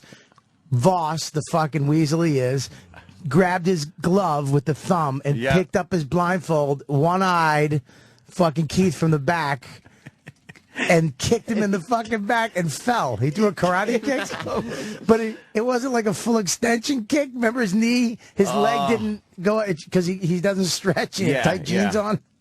Oh, man, I forgot about that. And then Keith was on top of him for 10 minutes going, come on, son, calm down, player. Calm down, player. Voss was really mad. That's fucking good. Yeah, Voss was fucking... Dude, Voss is... I know he'd sucker punch you because they were both fighting with blindfolds.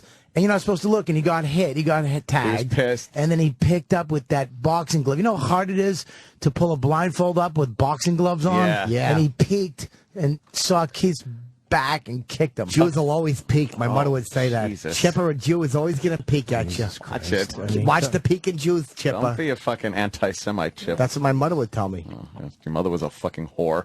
What's your language? Oh. A fight, a slap box fight, or any kind of fight where you go not in the face or anything, it just lasts until the first person connects. Yeah. Because then you got to escalate it.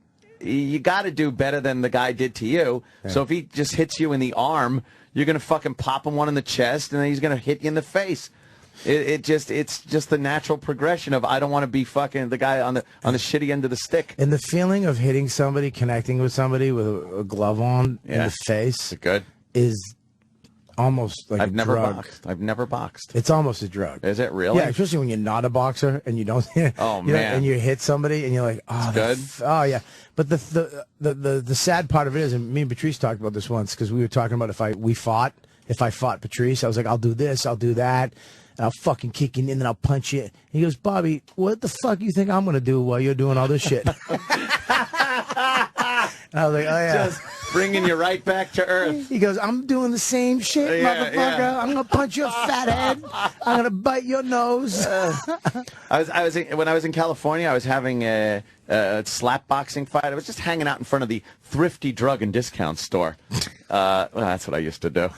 Do they even have those back out in there? It was right next to the Vons. For some reason, I just saw you doing this like last week. Oh, I know, right? Yeah, that's what I did. Just hung out there trying to grub up 15 cents for the triple scoop of ice cream. What the fuck year is this? 1950.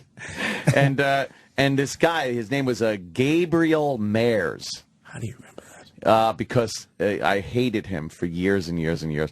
He walked up and he used to call me horse shit.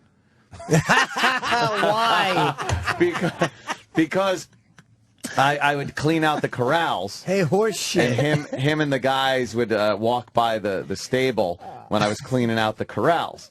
They'd be like, "Hey, horse shit," because I'm cleaning horse shit out of the corrals. I had to keep. You don't think we're not going to call you that? Oh, please. Yeah. Horse shit. Hey, horse shit. Like, hey, horse shit. Yeah. Like, motherfucker, man. It's the Opie and Horse Shit show. It's got to be one of the greatest fucking nicknames ever. That fucker got me, man. And I was in front of the store, and Gabriel Mayers came with his fucking people, his little posse, and he was like, "Hey, horse shit, put him up. Let's slap box, man. Show me what you got." And I never got any. I never had anything. I sucked at fighting. So hence the guns. I win. So he started like putting up his hands and open hands, you know, and kind of throwing out some jab slaps at me. And all I could do was like back up, and I'm bent over like backwards. The worst thing you could do. Yeah. And then like I went to come forward. Yeah. He had a fucking right hand fist waiting for me. Wow. Just balled up a fist and cracked me one right above the eyebrow. Split my fucking brow open. I'm bleeding like crazy. I fucking I ended up on my ass. I don't even remember hitting the ground, but I was sitting on the sidewalk, covering my eye, and I felt the blood coming out from between my fingers. And I looked up with the one good eye and hearing like, boing, that ringing sound, to just him and his friends looking at me and laughing. It was one of the most degrading like moments of my life. He didn't worry that you were bleeding? Didn't give a shit. He loved it. He was laughing, and then he just went like, "Take it easy, horse shit," and walked away with his friends laughing. Did you ever get him back? No. Yeah, you did. Nope. Yeah, you did. You know what he's doing right now? Oh, you know you're beating doing? somebody up. He's probably in prison. You're in a pool flying fucking stupid helicopters over your neighbors' houses while you're getting blowjob by fucking 22-year-olds. And I did make the age go up just so you'd feel better about 10 years. yourself. 10 years. Yeah. Hey, horse shit, you doing good, kid? Hey, horse shit. That's a great nickname. It sucked so bad that I couldn't fucking. Good thing it never caught on with anyone but his little group. There was probably 3 people in his little posse. He was like fucking Butch from the Little Rascals. He used to walk around with Woim and the other guy. Redhead? And no, he was a Mexican. Oh. It was Southern California, so Right. he was a Mexican. He just had a great straight head of Mexican hair. Right. That big Mexican, the hairline that was right above the eyebrows. Yeah, their eyebrow hair and their pubic hair connect. Yeah. They have to shave underneath their armpits and the side of their assholes. And Yeah, it's just full of hair. And horse shit. called me horse shit and punched me in the fucking head. Well, you've never been punched, right, Norton? Yeah, I mean, growing up, sure. Really? I mean, not that many times, no. You know how it is. Being funny, you get out of it.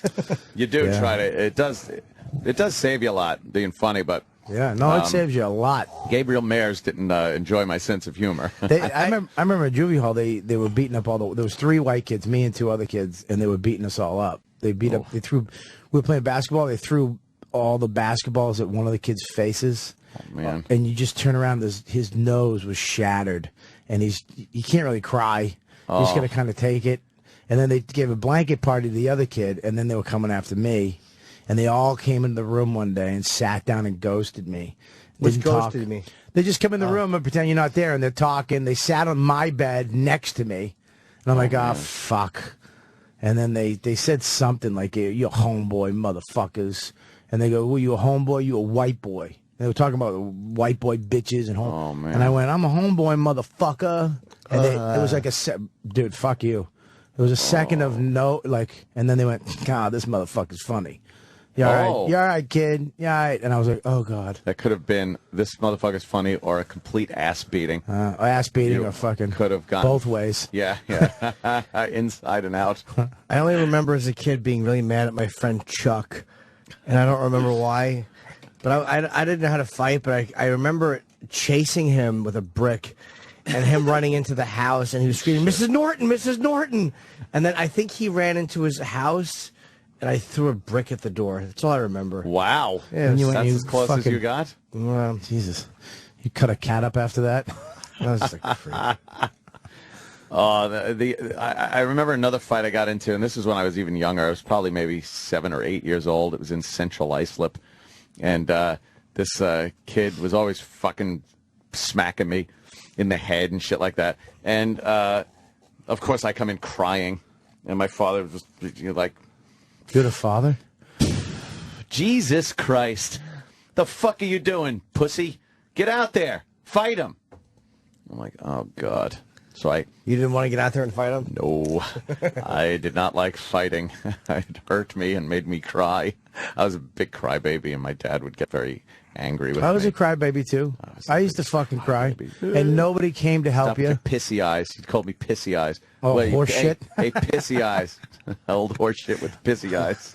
You had a lot of good nicknames. I certainly did.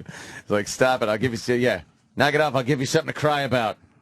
Oh, that's great. Thanks, so what happened? Dad. So I went over the little railing on the balcony. We were on the first floor of a garden apartment, a 2-floor garden apartment. There was a big grassy area out back, and I went over the railing, and there was the kid, and we square off to fight, and he takes me down in a second, and pins me down, and punched me in the face, and I just started crying.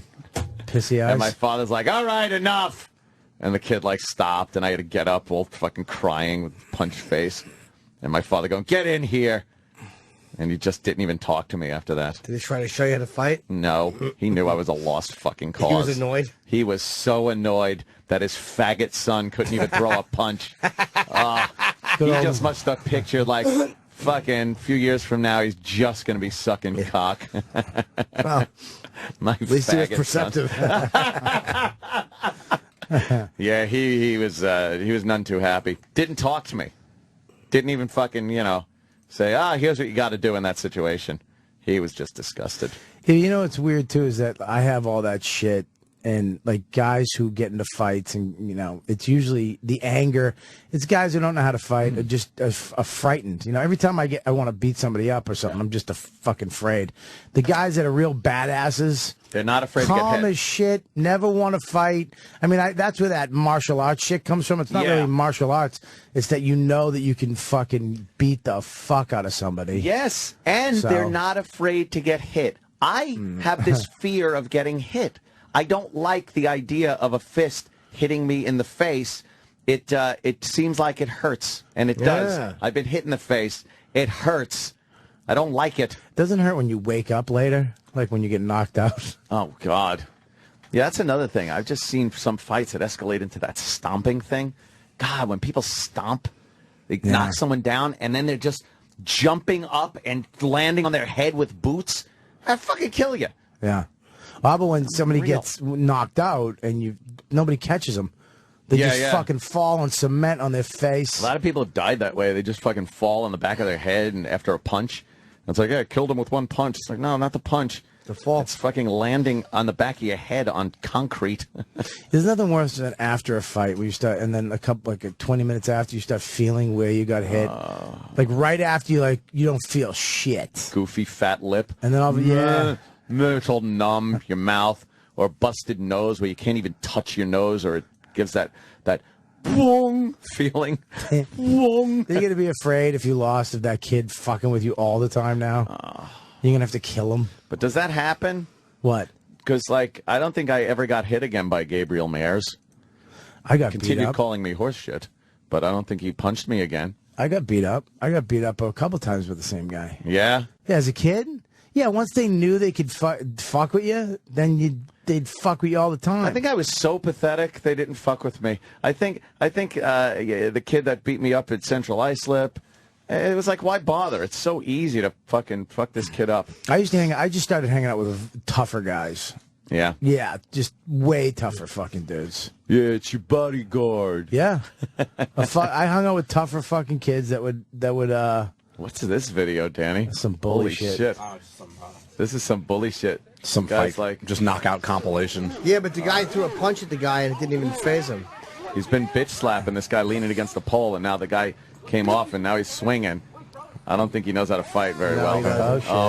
He went to kick him. Oh, he's kicking him. He punched him in the face. It's over, Johnny. That should be the end of it right there. He's stomping his head. I hate the head stomp. But look, the guy's right back up. Yeah, but it doesn't matter. For it. Yeah, because he's right back up. He looks like he's going to fall down again. Where's that? I'm happy I stayed here. Yeah, I'm fucking happy.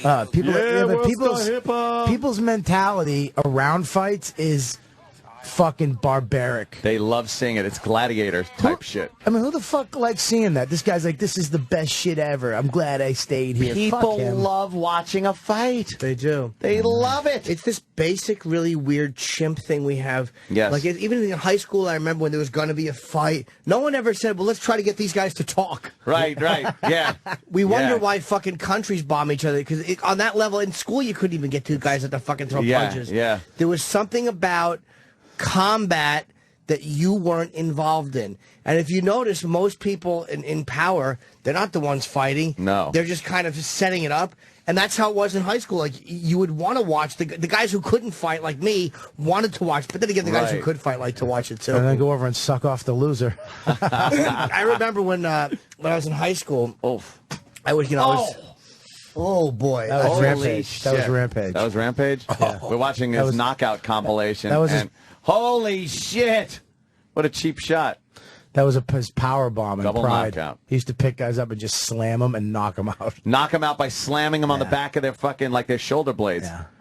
Oh, man. That's Kimbo. Yeah, Kimbo Slice in the street.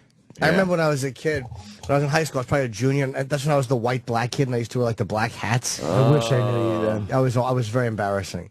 But I was a senior, I think. I was looking for an identity. You were a senior in high school at that time? I was drunk, yeah. Really? Yeah. Did you have all, like, the rap albums? Did you rehearse the rap songs at your house, like, try to get them down? I didn't rehearse them, but I genuinely liked them. But yeah, I was like that guy with the fat laces. But did you stop their tape, rewind it, play it to get the line? What is he saying here? I got to get that. Yeah, I used to have to do that for learning songs, vocals on songs. It was pretty hard to do. Yeah. But to do it for rap songs just so you know them, so you could seem cool to the black people in school. But I remember I had my fucking like red Kango on, and I was so afraid of fucking not being without a hat. I had to go to they wanted to send me to a rehab with a psych place because I hated my hair so much that like being without a hat was a psychological. They actually let me, after a doctor's note, wear one. Like, I was so fucking out of my mind about taking my hat off. How did you not get a nickname? Crazy, yeah. Hey, Hat. Yeah. We'll just call him Hat. But I was just a weird dude. And a fucking... That is strange. This black guy, Orlando, who really could have beat the shit out of me, snatched my hat off in the lunchroom. Uh-oh. Which, to me... So you dropped the N-bomb and fucking chased him? No, I wish I had a better story. Yeah. But to me... Someone snatching my hat it was the ultimate in humiliation and exposure. That's just fucking hilarious. Just see little dumb Jimmy with a red Kango. With my glasses on. Thick glasses? Yeah. Powerless to do anything. But I snatched it back aggressively. And he goes, "Oh, you want to fight?"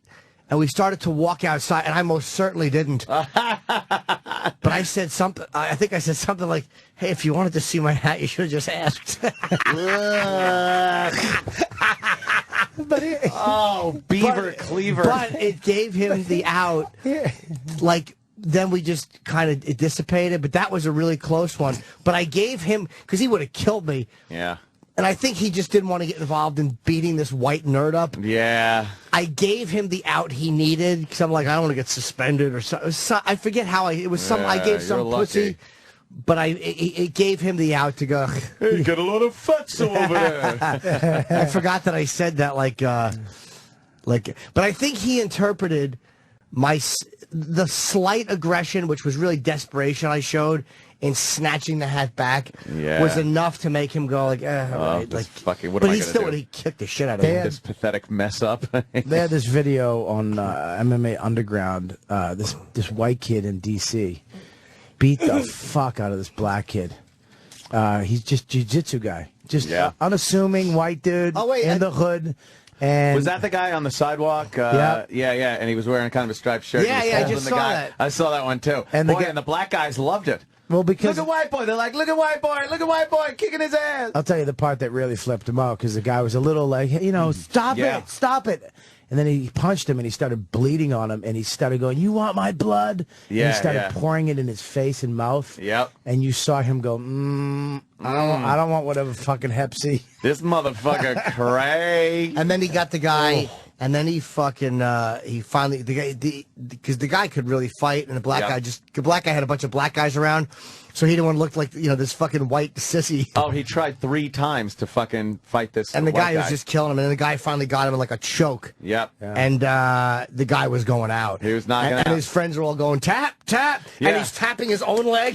The guy was tapping his own leg, panicking. Yep. And then he fucking finally tapped the guy, and he goes, and then he stood up and he goes, I ain't trying to do that shit. Yeah, and yeah. that was the end of the fight, because he knew he was about to get knocked unconscious. And then later on, some black guy just belted him in the face for no apparent reason in the video. At the end. The guy was like walking down the sidewalk, and he's like still kind of woozy. Yeah. And some big black guy just belts him in the side of the Who, head. the black dude? Yeah. Oh. His hat went flying. Oh, I didn't see that. That was the part. guy that invited the white kid back to his house. To the house. Which was uncomfortable for the white kid. He was just trying to protect the woman. Now he's got to hang out Now he's got to hang out with in the the black projects. guys. Yeah.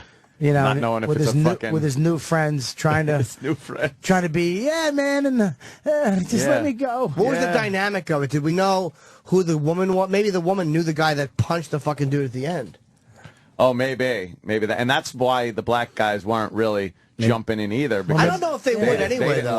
They didn't like. If it was one of their buddies, they'd have jumped in. Maybe, yeah. They'd have Maybe jumped the guy, in. maybe she was getting out of pocket.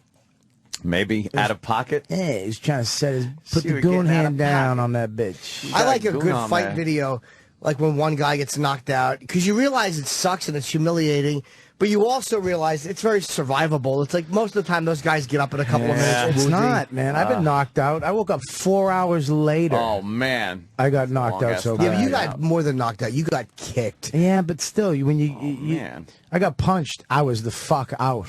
One punch on the ground. Fuck out. Well, what I was saying was that, like, you realize it's survivable. All the other kicks, you don't know if that. I mean, I could have been out for 4 hours. But there are those other times where you see guys get stomped, and that's when it gets ugly. Yeah. Like, watching a guy get punched is like, it is what it is. You get punched. But watching a guy get fucking, like, then the brutal one's like, oh boy, that's what you're afraid everyone is going to be, a brutal fucking knockout. fucking stomping. The only time a knockout is like psychologically okay with me is when it's like some fucking bully or somebody who deserves it. Oh, to get and then the knocked out. guy knocks him the fuck out. I love that. Psychologically, I can handle that. But when Like it's in just my bodyguard. Yeah, this is Moody's bike. Moody's bike. he didn't even knock. Didn't that fucking kid didn't even knock out Matt Dillon? He just bloodied his nose. Didn't Yeah. You broke my nose. But he knocked out the other guy. What was the big fucking douchebag's name? Mike. Mike. Oh, Mike. Mike. And Linderman finally beat up Mike. Yeah. Sloppy Linderman. Is this Mike your would have bike? killed him. Is this your tough guy bike? Yeah. That was a fucking. I want to be tough guy, too. I want to be tough guy. Yeah, this is Moody's bike now. Get off. And they were all like, oh, why is he a pussy? And why he is did. Linderman a pussy? He's a murderer. And now he's in Firefly. Yeah. It's a great World show. Star. He was in. He was also in Independence Day. Oh, look at this awful woman. Jesus. He was. Yeah. He shot the fucking. Yeah, Adam- shot the gun. can. Adam Yeah. Baldwin. He was in Adam Full Metal Baldwin. Jacket, too. Yeah, yeah. He was Animal Mother. He's fucking. He's a crazy motherfucker on Twitter. Holy shit. Oh, is he on Twitter? Oh my God! Is he yeah. really? He's very political. Oh, That's all God. it is. Very conservative. Adam Baldwin, huh? Yeah. That's one thing you want to like. I mean, I try to do my politics and mix it in, but it's like you don't want to be the boring guy who That's what it is. who gets so married to an ideology that you forget that our job is to be entertaining. Like it's Yeah, hard. yeah. Believe me, on the air, it's hard to not get caught up in that. But an actor's, they're not. Their job isn't to be entertaining off air. Mm-hmm. I mean, your job is you're a comic, but they're not. They're just fucking actors. That's it. And they're boring. Most times they're very boring. Most actors have less followers than a comedian. I mean, if you look at you look on, like I was on that 2-2 show. I had more followers from O&A and doing comedy than a lot of these stars did. I came to a grinding halt with followers. I'm just under 100,000, but I can't crack 100,000. You know what the key is? And I found this. It's like if you become more famous. Yeah, that's no, probably but a I good mean, key. it's the way it's like. I hit that too. You hit these walls and then you go way above it. It's when you just keep doing twittering jokes, and that sounds corny. But then people retweet you, and that's how I found I'm getting a bunch of new followers. Oh, but you got to be funny. No. But no, meaning I with plugs, I'm careful. Like I plug, but I try not to do it too much. Because they'll allow you some plugs. One guy even goes, "You're special, stupid. Plug it." Like I try not to do. I don't get it though. Hate all plugs. It really annoys me. Yeah, I don't. But once in a while, people will tolerate if. Yeah, but you have nothing to plug. If you had shit to that's plug, true. Sure I do. Not you, dumb. I would. If you had something to plug, you Sure he wouldn't does. hate all plugs. I He has would. nothing to plug. He Oh, does I his got the compound show. He's got this show. I plugged that one last night. I did Yeah, one. but it was he's fun. Oh, you did a compound show? Yeah, it was fun. It was all about race. he's got his asshole Wow. to plug with a cock. Subtle, Jim. Hold on a second. Let me finish. He's got his mouth to plug with a cock. with a bunch of dicks. What else you got? Horse shit? He's got his Hey, horse shit. You gonna plug your ears? Fuck you, horse. Yeah, what are you, a bunch of horsies? At least it's not cow. That's true. Yeah. Yeah. Horse shit. God, I haven't been called that in years. Brings back great memories. Thanks. But yeah, that's what's too many back and forths with people. But I've gotten into those too, where it's hard not to. I It's do so that all the hard time. not to. I don't do it. I do it all the time, and I just get fucking annoyed, and I realize this guy's got 4 followers.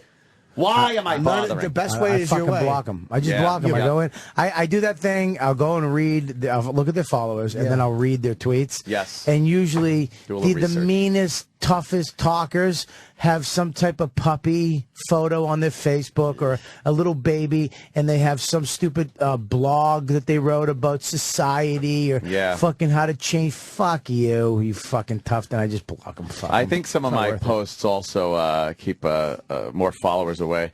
Some of my maybe racial posts that. But you do a lot of you do a thing where you go, you have the person's question, yes, space, and then your answer, and then my answer. That's kind of like that's the Anthony Twitter. Yes, it is. A little dash. Yep. And then the answer. You'll break 100,000. Eventually, but I'm also not. I'm not verified. I don't have the little verification check mark. We should get you that. I don't know how to do it. Seems annoying. Dane helped me because he knew the guys. I think Dane helped Opie too. So see, I don't know. Text Dane. I'll text Dane. Yeah, but just text him. He'll help you. I don't know. I went to the Twitter offices, and the kid, he was an O&A fan. I was in San Fran where they are, and he goes, "You want to come by? You can come by." And I don't think he really meant it, but I just literally 10 minutes later, I'm out front, and he was like, "All right," and I showed up. Hey. He brought me in the cafeteria. Hey, Tunzi. Sorry, Pop. He's just mean. He's just mean, Jim. He's just mean. Potsy roast. He's just mean. Ralph open mouth. I'm sorry, Pop. Do we stop saying sorry and just say him? It makes it worse. Richie Lovingham. That's it. Sorry, Pop. Lovingham. I don't like Jimmy's new thing where he says sorry after it hurts more. It's like he's raping me and saying sorry. Oh, is that fucking great? That was 4 or 6 good ones right off the bat. Richie Tunningham. All in the happy. All in the Richie, happy. give me a ham. It is so funny that we can actually bust balls in theme. Of course. When Fonzie would walk in and see Joni, hey, eat the shortcake. Sorry, because you're a shortcake eater. I don't like that one. Yeah, that was boo. That was boo. There'll be plenty of booze in these rants. A couple of yays will come. Yeah. A couple. That's all you need. There's not the worst of getting slammed in Anthony's laugh at the end of it. It sounds like a double punchline. Somebody on Twitter last night said, I guess Jimmy had said, when you did the home run Kumia. Home run, fucking home run. I get that too in the hashtags home run Kumia. Home run Kumia. And someone said, I love your laugh after this. And I wrote something. This probably cost me some followers. I said, well, you should hear me after a good crib death joke. People didn't like that. Unfollow. Yeah, you're gonna. That's collateral damage. Like, what makes you so funny is gonna cost you. Yeah. I picked up like 2,000 followers after the Tonight Show thing because I was. Wow. How heavy was that? Oh boy! It was the same as it would be if I. You got nothing. It's just Lifted you. Oh, of course I had something. The joke was that I didn't say it. Whoops! Whoopsie! Why did you help?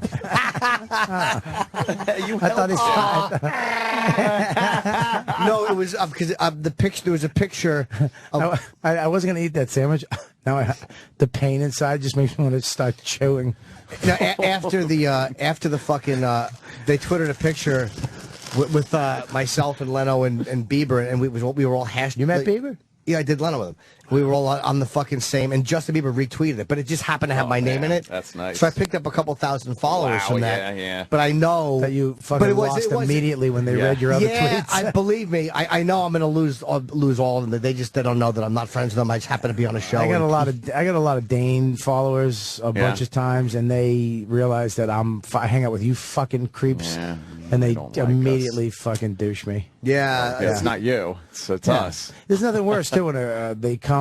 They'll see me do that, or they see me with Dane on the show doing 20 minutes or so, and then they'll come to my show, and they'll be like, "That's not the same.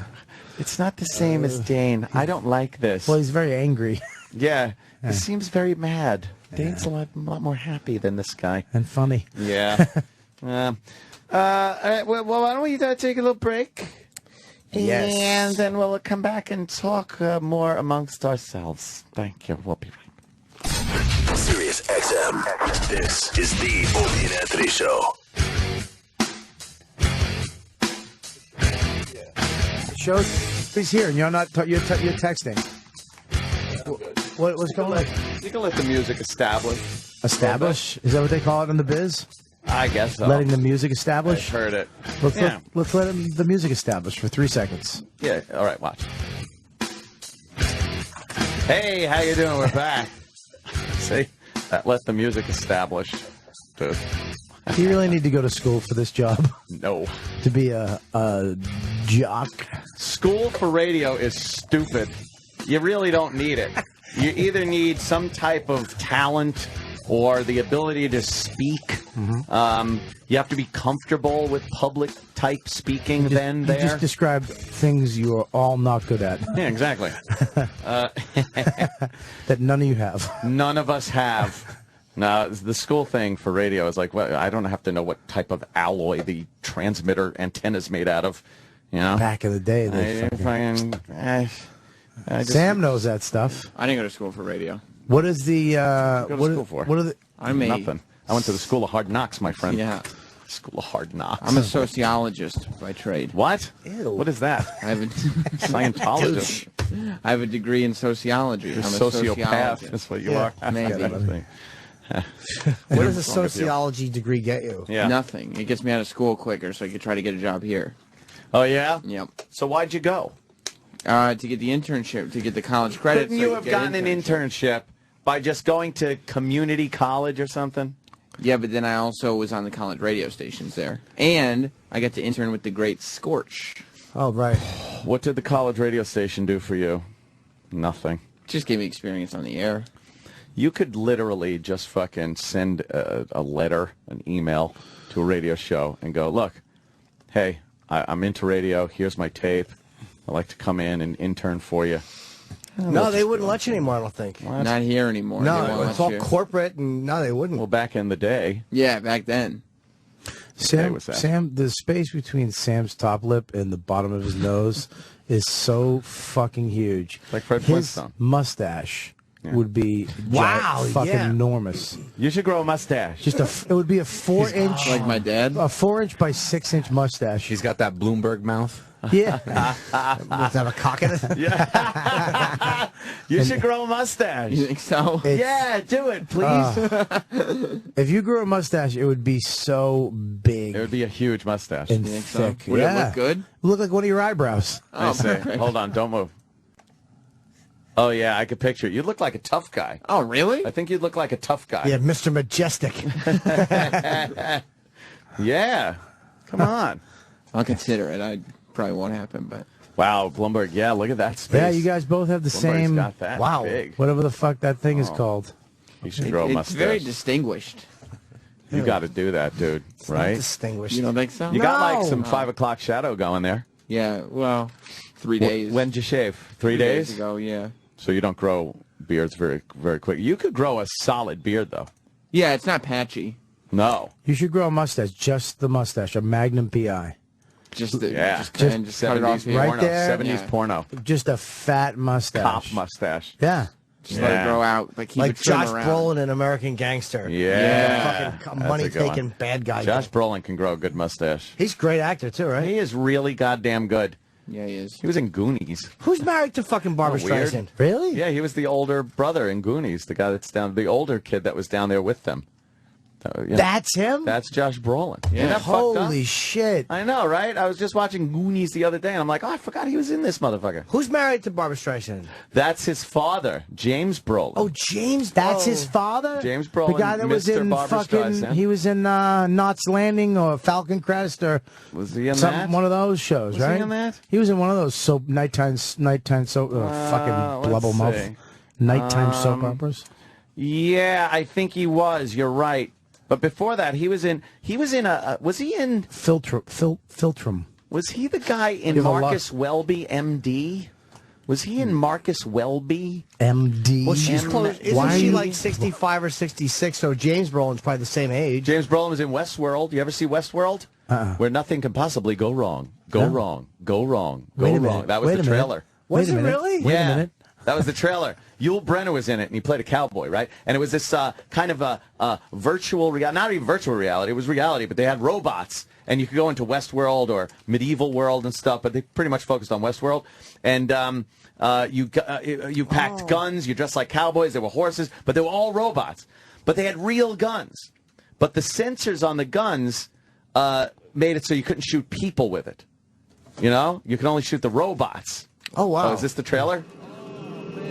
Your attention, please. They're flying a plane. Soon be landing at See, that's James Brolin. Then, I never saw that. Yeah, he was in. Never saw this. He was in like fucking Knots Landing. He keeps coming back. The Yul Brynner cowboy keeps coming back. Wow. They keep fixing him. Not the one in real life.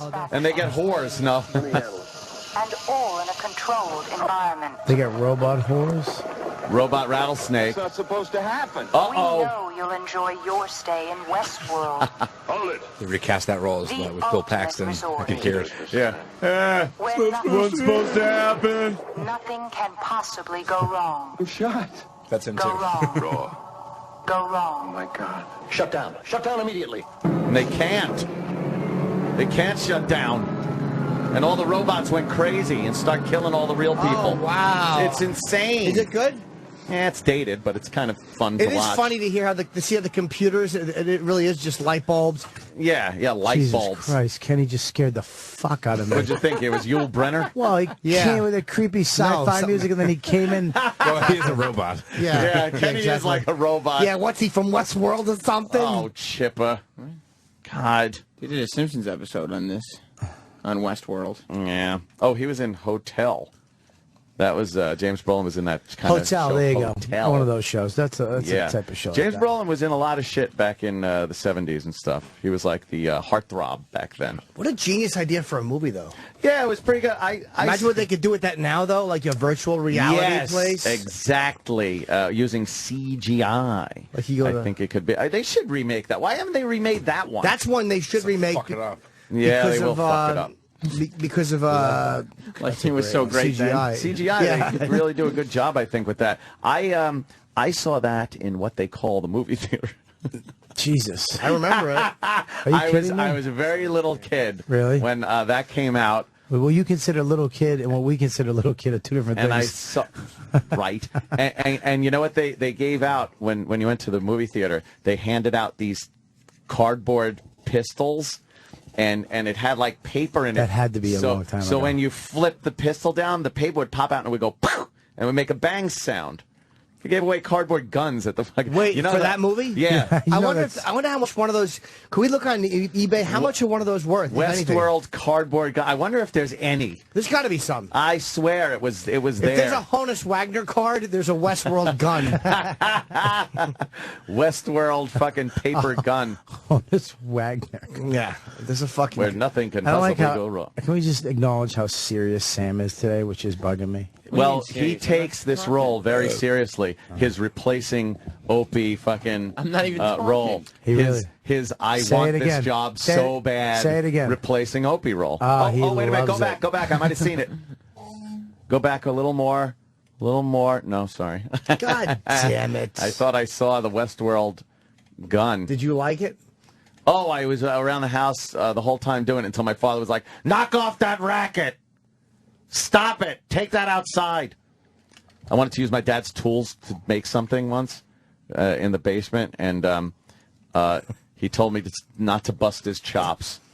Stop busting my chops. And I was like, okay, I won't, because I thought one of the tools was called the chops, and as long as I didn't break it, I could use his tools. And then I went, okay, that's it. That's it. So wait, the Westworld. That was the gun. Holy shit, that is fucked up, dude. I'm looking at that like it was yesterday. So wait a minute. Now it's a gun, and it wasn't. And there's it was many yesterdays. There's like a red flag around it almost that says Westworld on it. What would how would it pop out? Would pop out like a paper would pop out. And it would make a sound. It would come out of the front, really, a paper like a triangle. Paper was folded into that red part, and you'd go like this, and it would open like that, and the paper would go. Yeah, we used to make them in like elementary school. Yeah. Just Same make a principle. noise. Are there any on? It would just catch air and make. Yeah. Is it worth any money? Are there any on eBay? No, there's not on eBay. I could try to find a value if you want. Yeah. Wow, that's holy shit. Just seeing that, it's like holy fuck. I remember the Westworld gun. Yeah. Giving it away in movie theaters. Imagine, in this day and age, they would be like, "What are you doing? You can't give away fucking." Well, you've never gotten anything at a fucking movie theater. No. I've never. They never. Ass raping? No. Blowjob? Yeah, like you never had a midnight cowboy movie experience where you just blew a guy fucking and he took your notebook. What year was that? 74? 3. That was 73. 73. I was 3. Yikes. Were you? Yeah. Aw. Little kid. I was 3. You were a little kid. Aunt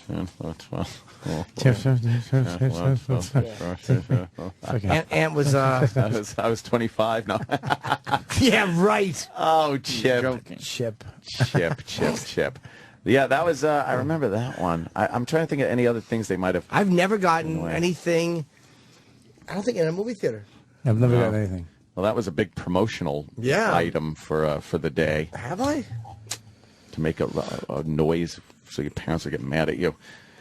How much was a movie back then, too? It was a fucking $2. You're talking to fucking grandpa over here? Knock it off. I'm not being... How much was a movie back? Well, we would walk to the movie house. Well, and we'd give him a bale of hay. The Nickelodeon. $2? Sometimes I'd trade sugar. Wow, they found one. Where is it? It sold on May 24th of this very year for $9.99 plus $2.99 first class. Amazing how you think something's going to be worth something, and it's just utterly... I found a bunch of stuff in my house. These old, like, Planet of the Apes and Hulk fucking... They're like these like little hard comic books that had a little 45 record with them. And I'm like, oh, boy, these are probably worth money. $10, $12. It's amazing. Just because it's old doesn't mean it's worth anything. Well, you want to pawn it or sell it? What do you, Rick from fucking Pawn Stars? Well, I brought in my very rare Westworld theater paper gun. It's pretty cool, but I'm going to talk to a friend of mine. He's an expert on paper theater guns. All right. And yeah, I'm going to get my guy down here, and then we can get a valuation. Well, Rick wants to bring someone in. I'm kind of interested to see what the expert will say. Hey, here he comes. How you doing, Rick? Hi, how you doing? What do you got for me? I got this Westworld paper gun. Yeah, let me look. Yes, this was put out back in those days. They would make these promotional items for movies, and it kind of brought a little more fun to the movie. Yeah, I see. So what do you think? Well, it's in good condition. But I've seen these online. You don't see them in this kind of shape. It's great because usually the kids have been playing with them and they're all shot to shit. And this one's great. It's in great condition. So what do you think it's worth? Nothing. Nah, probably $10 at most. And you see the number from the original, 20,000. It says was 20,000. And I need to make money off of this, so I'll give you $2.50 for it. Wow. I guess I'll just keep it. I got to frame it. I got to rebuild it. It's going to be sitting there for a while. It's going to take up space in the cabinet. Take up space. The buyers that do they're very rare. They come in once every 3 years from Chicago. I love that guy. Fucking cocksucker. Oh, he's fucking the worst. They had an old lady on last night. She needed money so bad. They're in Vegas. Of course she did. She had. She's probably going to gamble her life away. Chip, good one. She. It was 10 grand, Elvis document. Uh-huh. It was 10 grand. And she was, oh my, and then let me get in my expert. Dude comes down and just, this is a copy. This see how all the ink is the same? A fucking Xerox copy of an old Elvis contract. He's like, yes. I don't believe it. That was pretty much it. Yeah. But at the end, she was just holding back tears. She goes, well, I really needed the money, and I thought this could have solved the problems. It's not going to solve the problems. You know what they do? What Jonathan told me they do when a celebrity dies like that, when like Elvis, and because the Beatles catalog used to be at their office, is when Harrison died or whatever, they immediately lock all of the fucking cabinets because people go in and steal the signed contracts. So they have them. Oh, shit, really? Yeah. And I forget, he said some guy from Apple, which was, the Beatles' old label, or it was still the label. Every fucking cabinet's locked. So if they die, you can't just run in and steal contracts because they're worth so much fucking money with their signature on them. Yeah. That's like money. By the way, that's why the Beatles weren't on iTunes for a long time, because them and Apple have been in litigation for so many years. Stop it.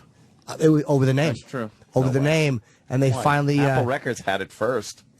Exactly. Yeah. But then Apple... Oh, so the record company went after the computer company. Oh, yeah, a bunch of times. And I think they won a few times. Did they? And then they started losing. I don't know what the agreement was. So weird. But yeah. It's like the WWF had to change the WWE. For the World Wildlife Federation. Now all the videos on Netflix, they have to phase out the F. Do they? Yeah, they have to blur out the F. Why blur it out? Why watch it? Jesus Christ! Yeah. You're watching old wrestling. You can't not watch it. Yeah, it's fucking watch me. But why wouldn't it's hilarious? Why wouldn't the World Wildlife Federation change their name? No one cares about them. Oh, the little panda. Yeah, all they got to do is wide world, wilderness.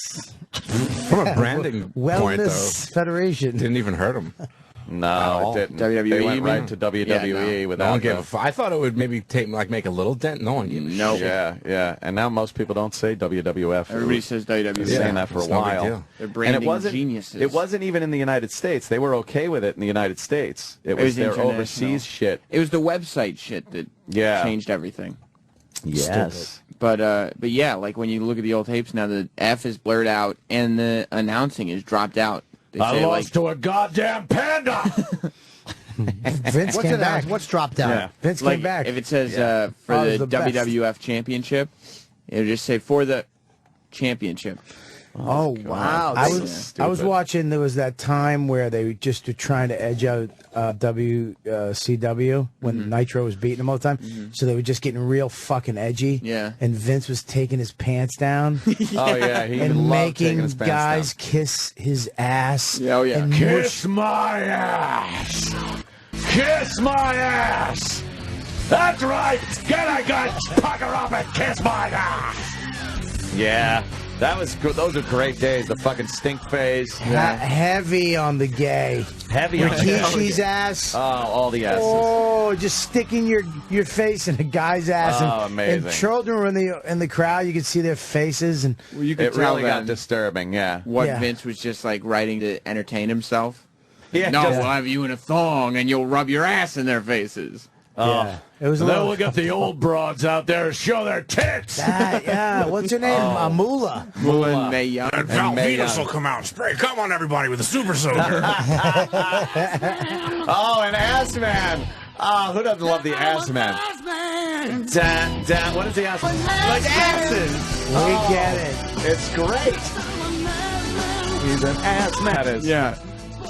Fucking A. Who is that? What was his name, the wrestler? Mr. Ass. Mr. Badass Ass. Billy Gunn. This is Badass Billy Gunn. The saddest part about that is that guy who's singing with that unbelievable, fucking beautiful rock and roll, jazz, blues voice had dreams, had hopes, had seriously just had hopes and dreams. Like now he's in a fucking studio in his house in his basement, and his wife comes down. Do you excuse me, honey? I'm doing ass man. Hang on. Yeah, I gotta put the song together. What are you doing? Yeah, ass man. For the wrestling thing. I'm on ass man. Vince is calling him with idea for lyrics. Yeah, I've got another idea. Yeah, I got it.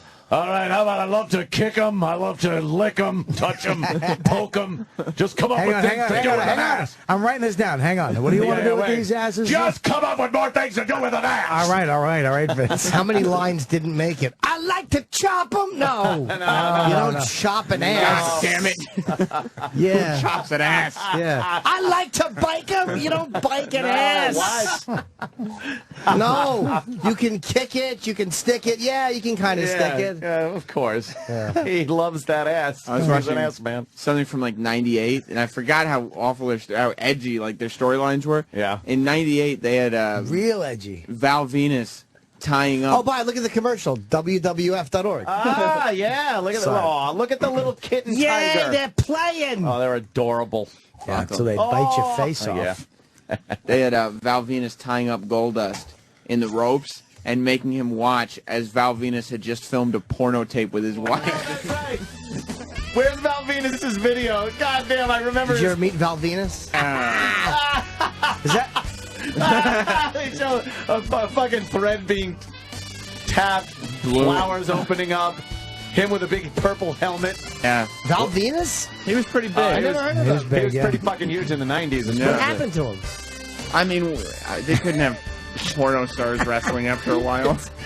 He would try to kiss wrestlers. Yeah, he would try to kick. Goldust was the fucking creepiest wrestler ever. He was and the he would first. He would take his outfit off. Yeah. And he'd have things on his nipples. Was he popular? He was the first edgy wrestler. Oh, like, yeah. It was when everything was cartoony, and then one day, Goldust came out in all gold body paint, and he was feuding with Razor Ramon, and he'd unzip his outfit, and he had a big heart with the word Razor tattooed on his chest. Oh, was he?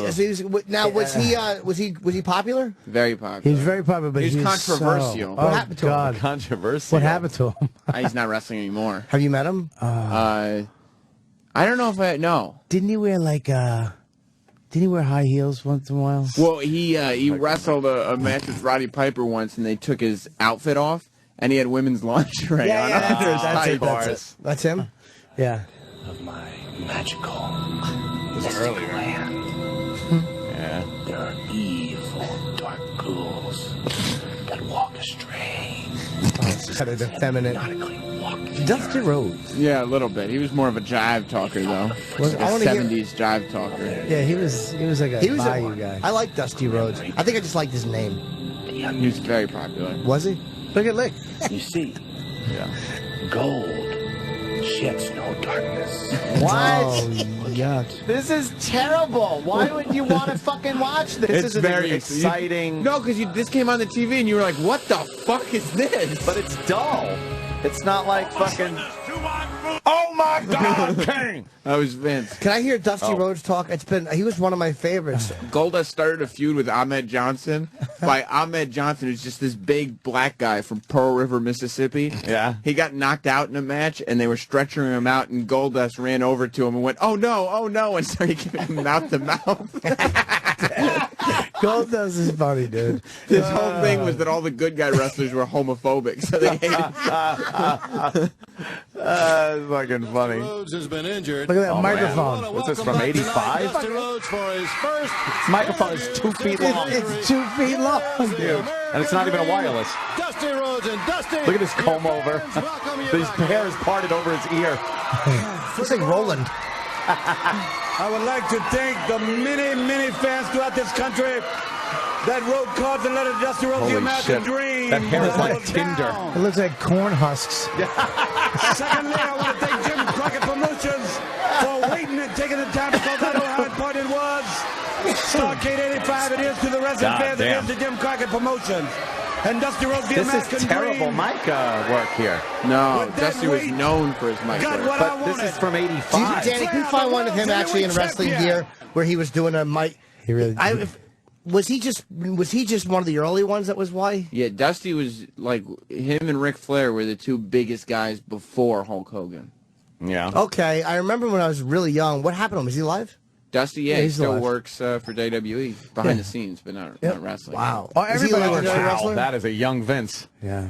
Oh, that's Holy shit. When he probably got back to the dressing room in Boston and went, phew, because, Mr. Graham, you almost lost, man. I was sweating. Who's that guy? That's superstar Billy Graham. I thought it was. He just took his sweat and threw it in Vince's face. Flung it into Vince's face. Did you see that? Yeah. Hey Sam, you ever see when Dr. D. David Schultz hit the reporter? Yeah, I've seen. Yes, of course I've seen it. It's not like That's Chip. No, Chip, a wrestling fan. This weekend is not wrestling, Sam. I know what this weekend is. I know. weekend- Sam's going to expect Chael Sonnen to throw the punches like this and step on the floor. Yeah, no one's going to jump on the top of the octagon. And Yeah, but this fight's being Superfly. built up like a wrestling Hey, match. nobody's getting hit by a coconut in this. Who's the baby face and who's the heel? Chael Sonnen's probably the heel, right? Yes. Yeah. Oh, You know, traveling throughout this country, Dusty Rhodes is recognized everywhere because of his hats, not his eyes, because of his hair, his ability, and his rap. Dusty Rhodes is known all over the world. They don't need to look at my face, my clothes, to know who I am. Probably 85. 85. We're talking about $500,000 a year, not $100 a week, you understand? That's what we're talking about. Ric Flair going around the country talking about how great he is. I just got a letter from a person named Owens out in Portland that's going to send me a kiss real shortly. That's how strong we are. And Owens, I know that you're listening right now, And this I'm is going when to they be were still banned trying to for play it you, off like it was understand? real. But I'm looking This is for. before they Turn it identified it back as sports Baby entertainment. doll, now then, on this day right here, we're going to start taking care of business, and that is my World Television title that you got around your World waist. Television Now you got title. to deal with me, and you got to face the fact that there's no place you can hide, no place you can run, nowhere People baby thought doll this can was stick real. that ugly. People face to thought her. this was real. He's actually good on the mic, This though. is great. He is, right? But not only did they think it was real, they wanted to literally kill Vince McMahon when he exposed it as being like, no, it's entertainment. Oh, yeah. Because people were like, oh shit, Dusty Rhodes is fucking bad. And Vince had to expose it for business reasons, right? I'm guessing for fight licenses, right? For licenses, for taxing, for yeah. Why even- taxing? Because it's like it's just a show. It's not boxing. It's not a sport. Right. That has to adhere to rules and regulations. Steroids. Well, and so he didn't have to pay the people. I would imagine. So he would, if he was a sport, he would have to pay the wrestlers in a different way. And they probably, Maybe. Do you like the probably could Shockmaster, Bob? unionize and all that shit. Yeah. What's that? Have you seen the Shockmaster? Shockmaster's the best. It's one of the funniest fucking things ever. Is that Stupid when he comes through the Shockmaster. wall? Yeah. It's the And funniest Sting thing goes, ever. he is the shock It's master. Oh, boy. He just came back last week. the dumb. It's a So stormtrooper helmet spray painted with silver glitter. See through it. Other than the shock master. This is the best.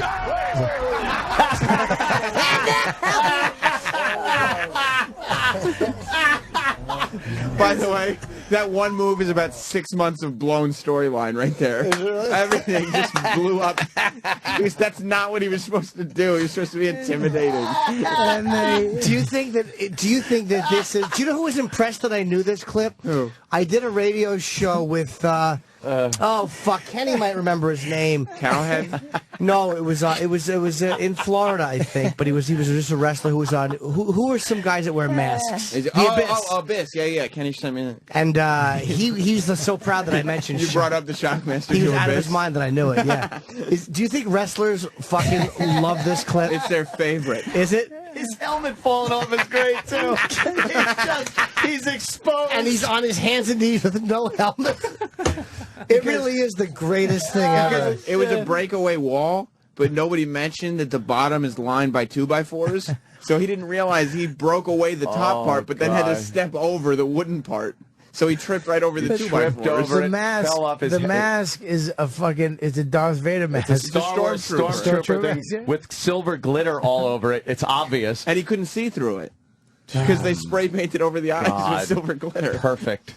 Has he? Can we see this again, please, Mike? From the beginning. Yeah. And then he quickly puts the helmet back on, gets up. Do you think? I wonder what they're thinking at the moment that he fell. They had to be laughing. Listen real close. You can hear somebody go, "Oh no." I told you. Oh, God.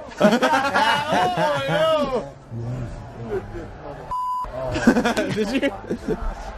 Oh no! He's wiping glitters on his arm. And you could hear everyone in the back going, "Oh no, oh no," because he's not doing his own voice. There's a mic on someone in the back doing the voice. Yeah. So you can hear all the people around this guy going, "Oh God," because the mic was already on.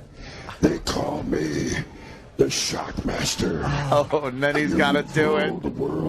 Wait, you're the guy that just fell down and your helmet fell off. They're not intimidated by you. You're just a fat lump of shit that fell faces through on them like they all have to act scared. Yeah. Come after me, Sid. I'm ready. Along with Davy Boy, Sting, It's a fucking stormtrooper helmet. We'll see you at the Fall Brawl. The Fall Brawl. He's trying to talk After he just fell. He looked like a complete idiot. Should be the Fell Brawl. Because he fell. Very good. And why is he wearing the mask? It just fell off. Can I just say something though? Sid Vicious, he just came back last week. Yeah, he did. He's a fucking scary guy. He is. Legitimately. You know, like he's a legit psychopath. Yeah. He's for indie shows. I've known people that have like picked him up at airports, and he's told them while they're driving him from the airport to stop the car, and he needs to get out, and he starts like doing his wrestling walk on the side of the highway, as if he's like psycho sitting out, and then he gets back in the car, and he's like, "Oh, I just had to get that out." Let me ask you a question. It's like, what's he doing? Why? Who was on that panel? We're watching this video, and after the Shockmaster video, there's a panel like Mick Foley is on it. Yeah. Who are the other guys? I'd have to look at the panel again real quick. Probably JR is one of the guys. Is one of them the guy that was the Shockmaster? No, they wouldn't have invited him. Well, has he spoken about it? Yeah, he does conventions now. And he brings the helmet, and I've actually seen him wearing the vest. Oh, so he laughs about it? He'll let you take a picture. I took a picture with the helmet. More people online for him than Virgil? Than Virgil, yeah. Nobody's online for Virgil. The worst outfit ever, though. I mean, it was it was like a ruffled cape.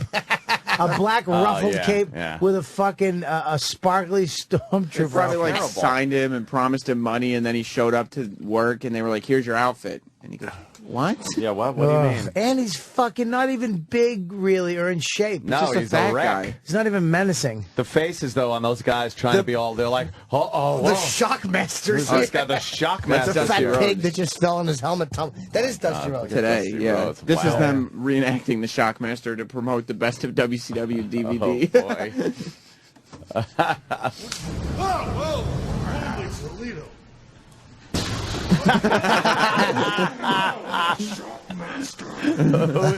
Who's playing the Shockmaster? I don't know. It's probably Mick Foley. A little fatter than Mick, unless he's stuffed. Yeah, I think he's stuffed. Stuffed. For maybe Santino or something. Wow, that's fucking funny. Santino's fucking Very hilarious. funny. That's the greatest video. Do you think Vince likes that now? He loves it because it was WCW, and it's actually okay. It was a WWF guy who had gone over to WCW. So he was and then he makes his big debut, and he falls on his face, and his stormtrooper helmet gets knocked off. That's probably the most embarrassing wrestling video ever. It might be. Although Booker T accidentally calling Hulk Hogan the N-word is pretty embarrassing, Oh, too. yeah. Have you seen that? I want to see that. Can I see that again? I have never seen that. It's great. Is Booker T black? Yeah, and he gets carried away. Hang on. Okay. Oh, And yeah, after we take Lex Luger in the time, we want the gold, sucker. Hulk Hogan, we coming for you, nigga. I should point out for the record, Stevie Ray, look at this. Take a look. Do you think he realized what he just said? Yeah, look what he did. His handy. He was like, shit. Yeah. Nigga. I should point out. You can see his head go. He's like, oh, shit, I didn't say that. And wrestlers love that clip, too. Like, I don't remember where it was. I think it was CM Punk, though. Somebody said, like, and I'm going to be coming for you, like like Booker T was coming for Hulk Hogan. Everybody knows he's talking about the YouTube clip. But that's not even that. That's like the Shockmaster is much worse than that. What's the one? yeah. What's the one? The Goldust one where he takes with Rowdy Piper? Is that the one where he takes his clothes off At WrestleMania. Oh yeah, this is Rowdy Piper and Goldust. It's fucking uncomfortable. Yeah, right by there because they're wrestling in a street fight and they're hitting each other with weapons and whatnot, and yeah, for the beginning is just awkward because it's staged like a movie. Trying to make it like They Live, the street fight and They Live. Right. Oh, no. Hey, Sam, do you ever see the video of Hulk Hogan when he's in the Rocky movie? Yeah, I've seen it, Chip. You're not relating to me as a wrestling fan. You I'm a mean big wrestling fan. You're not. I know a lot about it. You just think we're all talking you mean about Thunder it right Lips? now. Yeah. Yeah. Yeah, right. you got to get there. You go. Well, Is that no, Roddy? that's not it. That's not it either. That's not it? No. What year is that? Like 1990? No, that was like 96. That late? Yeah. There it is, right there. There it is. he's pulling his fucking Gold dust clothes on? clothes off, He's and he's got- got women's fucking shocking Women's lingerie. under it. Oh, God. It's just uncomfortable. There's kids. Oh, boy. There's kids. Oh. Yeah, there's kids in And the he's wearing audience. a thong. Yeah. Like Look at the little kids with their hats on. Oh, look at his ass. That's hilarious. Shit. What a funny, that's a funny gag. He's walking, Were people shocked? Yeah. walking out now. He's like naked except for some little lingerie. he's And the wearing. Irish Look at music, that. Scottish Look at music. that. That's a big Hawaiian girl back. Yeah. Oh, And there's wow. gold paint on his back, too. Why? Roddy Piper's just I laughing. love Piper. Piper was one of the best. Was he Ever. great? Ever. Yeah, yeah. Fucking Piper's Pit, he was fucking. Remember, right. did they have the scene where he knocked out Superfly with a With a coconut? coconut? Yeah, he He fucking he hit him. shortened his career. Yeah. Yeah. What do you mean? He hit, like, he had a coconut, and it wasn't a prop coconut, and he hit Superfly in the head as hard as he could with it. Why? Because it was just like they were feuding, and he Right, goes, right. I'm going to hit you with a coconut. All right, play the sound. Okay. It's so funny. That's probably what fucked him up. Yeah. And all the crack. Yeah, that's her. Here you go. Take the little microphone. There you go. There you go. Put it in the little greasy pot. You want to do something? By the way, if you're ever wondering where Eastside Dave gets half of his dialogue from. Oh, yeah. Snooker was a big dude, man. Yeah. There he goes. A pineapple. You want to be the big shot. You want to do all the talking. You want to really think all these people. Okay. Opie Anthony. What's it feel like the Fiji Islands? Kind of like the women, you know? He's giving him a long, frosty hair on top, round on the bottom. Got your pineapple. pineapple. You want to be a happy person? What do you want, huh? What do you want? You want bananas? You want He's giving him bananas. Boy, this is a little racist. Oh, they could get so racist. Oh, man. It didn't matter back then. Snooker's arms are massive. Here we go. Yeah, he was in shape, huh? Yourself a banana. Oh, this is what you want. You want to talk? You ain't saying nothing. What's wrong? He is Eastside Dave. What do you want? You want coconuts. Here I went. I got your coconuts. Uh-oh. Just like, there you go. Your coconut. Your coconut. He's dropping the coconuts on the table. Bananas and coconuts. You want to be a big shot. You know what? The only thing I didn't get a tree for you to climb up and down like a monkey. I called him a monkey. Tree next time. You want a banana? Have a banana. What do you want, man? You think? Am I making fun of you? Whoa. No, sir. No, sir. No, sir. Oh, shit. Oh, shit. He cracked the coconut over his head. It cracked.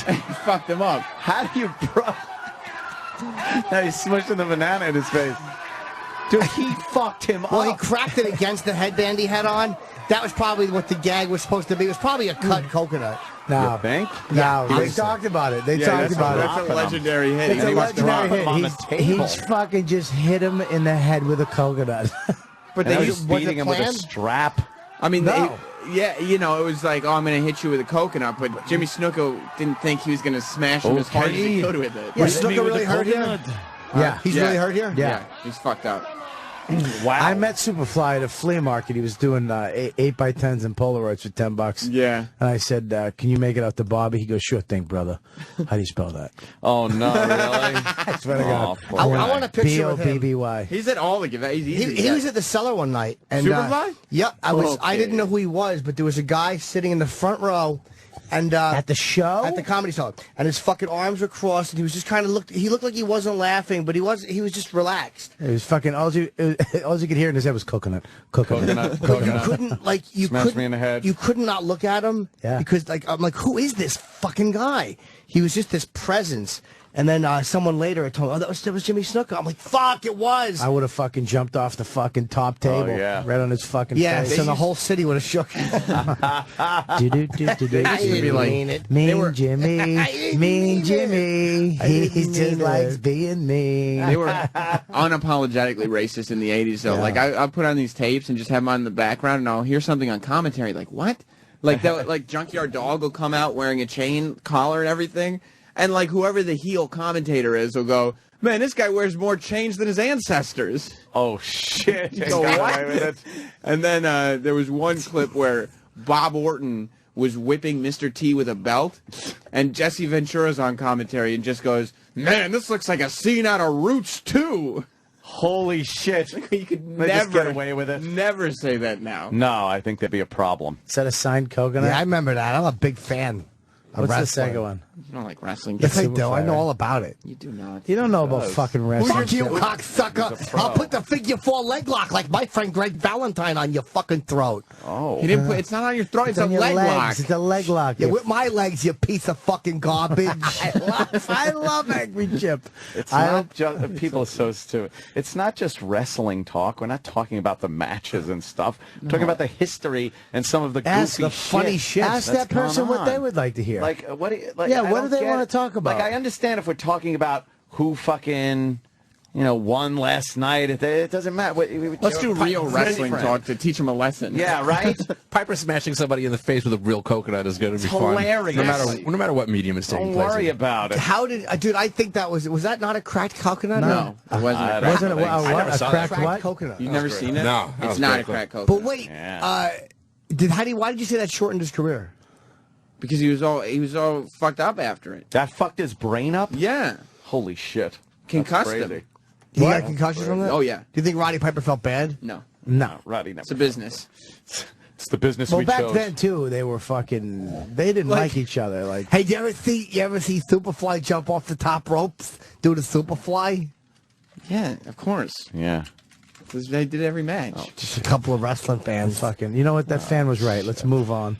Chip, Yeah, we're yeah. having a good time. Yeah. All right, I'll take a quick Wait, break. I got more wrestling And then- things I've I seen. think you did, Chip. What? You watch wrestling? You want anything, Chip? You ever hear of The Undertaker? He's good. Everybody's, yeah. See, this is the type Hey. of wrestling talk we want. It's arguably the most famous guy. Where you gonna be, Jimmy? Oh, Jimmy. Where you gonna be? Just no real gigs. August 11th, Horseshoe Casino outside of Indiana with Artie and Nick and Dave Attell. I run the Horse Shit Casino. It's a nickname. Let me ask you, how is that tour going? Good. We've only done a couple of shows. I mean, we're just doing them here and there sporadically. Because with Nick and Artie, it's hard because they got fucking radio. Ah. But most importantly, where I'll be is this weekend with my pal. Who? Bob Kelly. I'll be with my one pal and Bob Kelly. and someone else. And, Oh. You're gonna be with me, your pal, Bob with Kelly, that. and Sam, fat, big upper lip Sam. We'll be at. If you don't grow a mustache for this Did you weekend, almost you're say a piece fat? of shit. What? I think I almost said on Fat Sam. He did. No. first. He He almost did. said fat. Yeah, he No. said the word fat. We'll be at. No, I was thinking it. We'll be at I just did a fat joke on myself. UFC. I can't wait. Doing interview. I can't wait either. We're going out Thursday night. We'll have a dinner. Do you wish we were getting in earlier? No, Thursday night's good. We'll chill out. I mean, we'll hang out, get some dinner. Are we really going to a tranny bar? Is Yes. there a tranny bar? Yeah. There has to be. There's no tranny bar in Vegas. Oh, maybe there's not.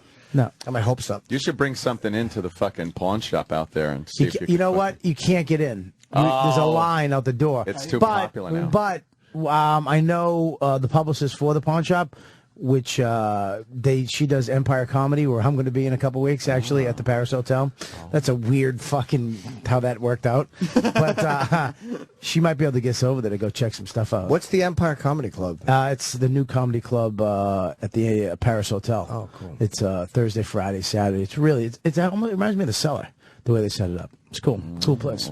So we'll be there fucking doing interviews, and Jim and Reed are going to take us around and meet the fighters that we want to talk to, and fans. I want to interview the fans even just as much as the fighters. You know what's so better this time? The last time when we went, like, you loved the sport, but you didn't know. I didn't know who a lot of the guys were. Now you fucking know everybody. Yeah. I know a decent amount of them, and I've talked to enough. Like Randy Couture, we had just interviewed, and I've kind of picked up a lot in the last few years. Yeah, you know a lot. So you know a lot more of them than I do. Yeah, fucking Rogan knows him a lot more than everybody. Oh, yeah. I don't know that much. Fucking Rogan. He'll be there. Who do you think? I hope so. Yeah.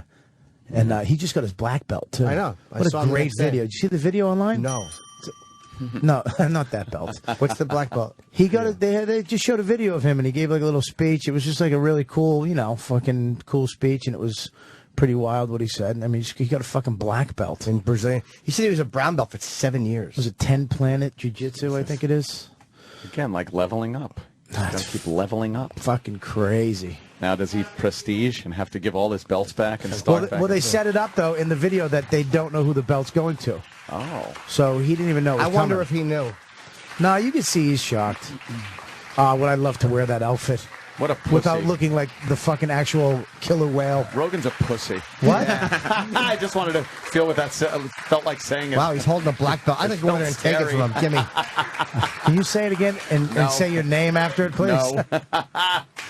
Wow. Rogan can just beat the shit out of you. How can he get away with wearing a skin-tight fucking outfit like that? That's probably what that's what you got to wear in jiu-jitsu. Yeah. What are you going to wear? What are you going to wear? A fucking jeans. T-shirt and jeans? T-shirt, jeans. You wear Levi's? Why, you going to fight and fucking be in that? When you're out on the street, what do you got to change like Superman? I wouldn't hug Bumble? nobody. I would fucking just fist bump. You can tell the guys he knows, like he really didn't know him. He didn't know him. Not really him. Not really. Nah, he doesn't know him. Yeah. I know him. He knows him. He gives him a better hug. Yeah. Oh, He's weeping he's a all little choked bit. up. Of course. Oh, Joe. Of course. Fucking Jesus Christ. Fucking pissy-eyed Joe. Are you out of your mind? I'll give you something to cry about. Fuck off. He just got his black belt. Exactly. Yeah. You know how hard that is to get? And Not very. It's I got one. I got one, too. I wear it with a suit. These guys are in every day in class. Who's this? He travels. That's what I was going to call him. Just smells like testosterone in there. Or a foot. Or, yeah, or Look at a how foot. thin that mat is. Jesus, could you have a thinner mat to It's train not on? even a mat. No, that mat goes in the ground. No, it doesn't. I don't know. Shut up. You know what the corner would be like if you hit it then? Shut up, horseshit. Oh, fuck you. Horse shit. Get to Rogan's part. I don't like that nickname at all. Yeah, I want to be called T-Bone. They're easy to talk to. They're easy to hang out with because they're facing reality on a regular basis. It's something my Taekwondo teacher told me when I was a little kid. Said bend over. Jesus Christ. Why, Ant? What's wrong with you, Ant? I don't know. Anthony is the one saying it. Horse shit. And nothing in my life has ever put me in face with reality better than jiu-jitsu. Because I think, in life we can all distort our perception of things in order to make ourselves more comfortable, in order to make ourselves accept where we are. And there's a lot of people out there that are running around life full of shit. You can't be full of shit when you do jiu-jitsu. When you do jiu-jitsu, it's impossible to be full of shit.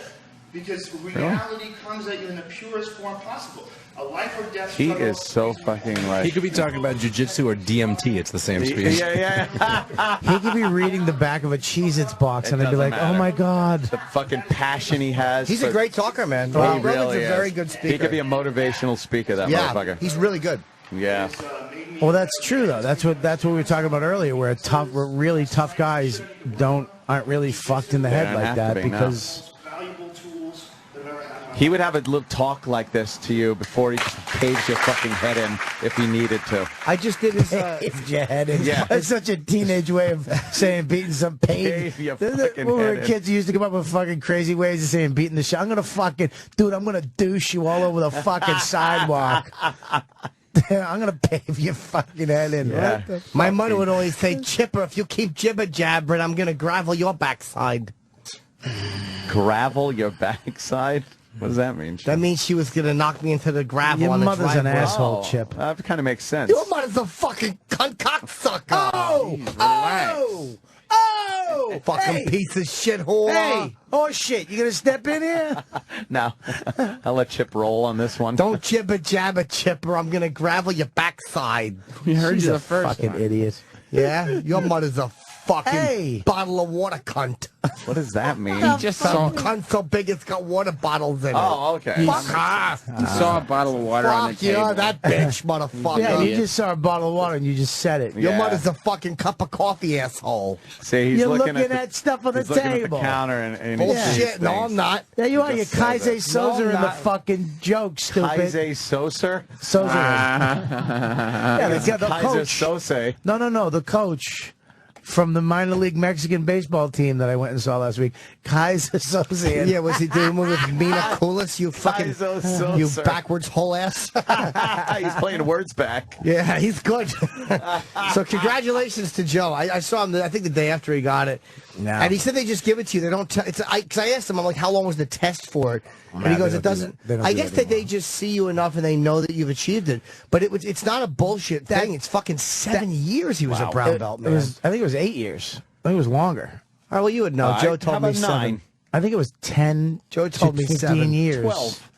It was 12 7 years. It was 12 years, dude. I wonder if after 5 years, I should have asked him, do you after 4 years start to go, what the fuck? And then after 5 years, you're like, come on. Well, he said in the video, he goes, it was really hard for him to get it.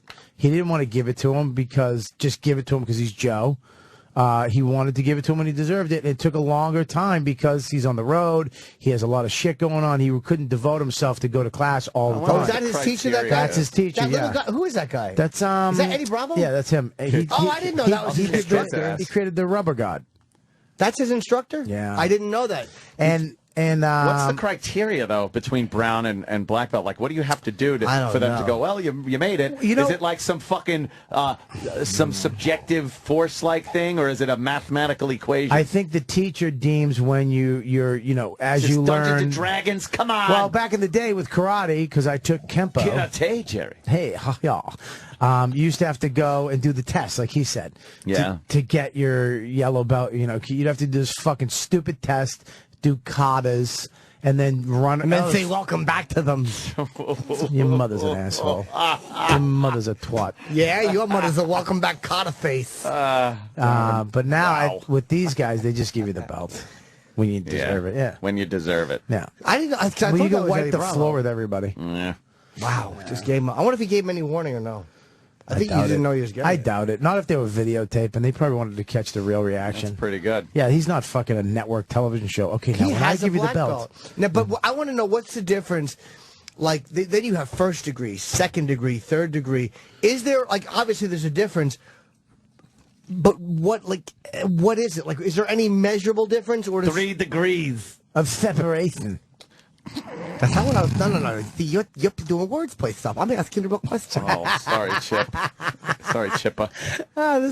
I didn't know Chip could get serious. Oh yeah, he does that. Of course I do. What do you think I listen to in my car? Double guns, motherfucker. No, but I wish. Shut up. I'm curious. I want to know for this weekend. I hope it kills you like the cat. I'm going to try to get my black belt before we go, so I can have something to talk about. You're gonna get your black belt before we go to the fights? Yeah. Oh no shit, Yeah. that'd be I'm just convenient. going to fucking start training tomorrow. That's convenient. do Speaking it of up. training, I gotta go to boxing right now. What? I gotta go to boxing look at before you. audition. I gotta do this audition. Good luck, man. Yeah, that's what I fucking need. Why are you? You said you were uncomfortable sleeping alone. Yeah. Why are you alone?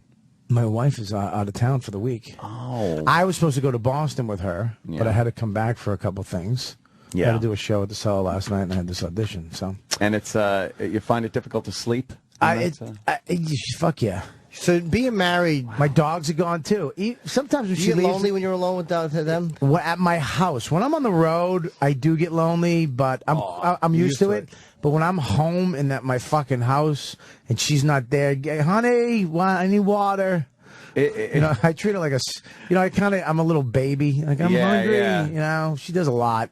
Is it that you're She's a not good getting your needs met, or is it that there's a genuine loneliness? I have a huge bed with nobody in it, and there's nobody to talk to.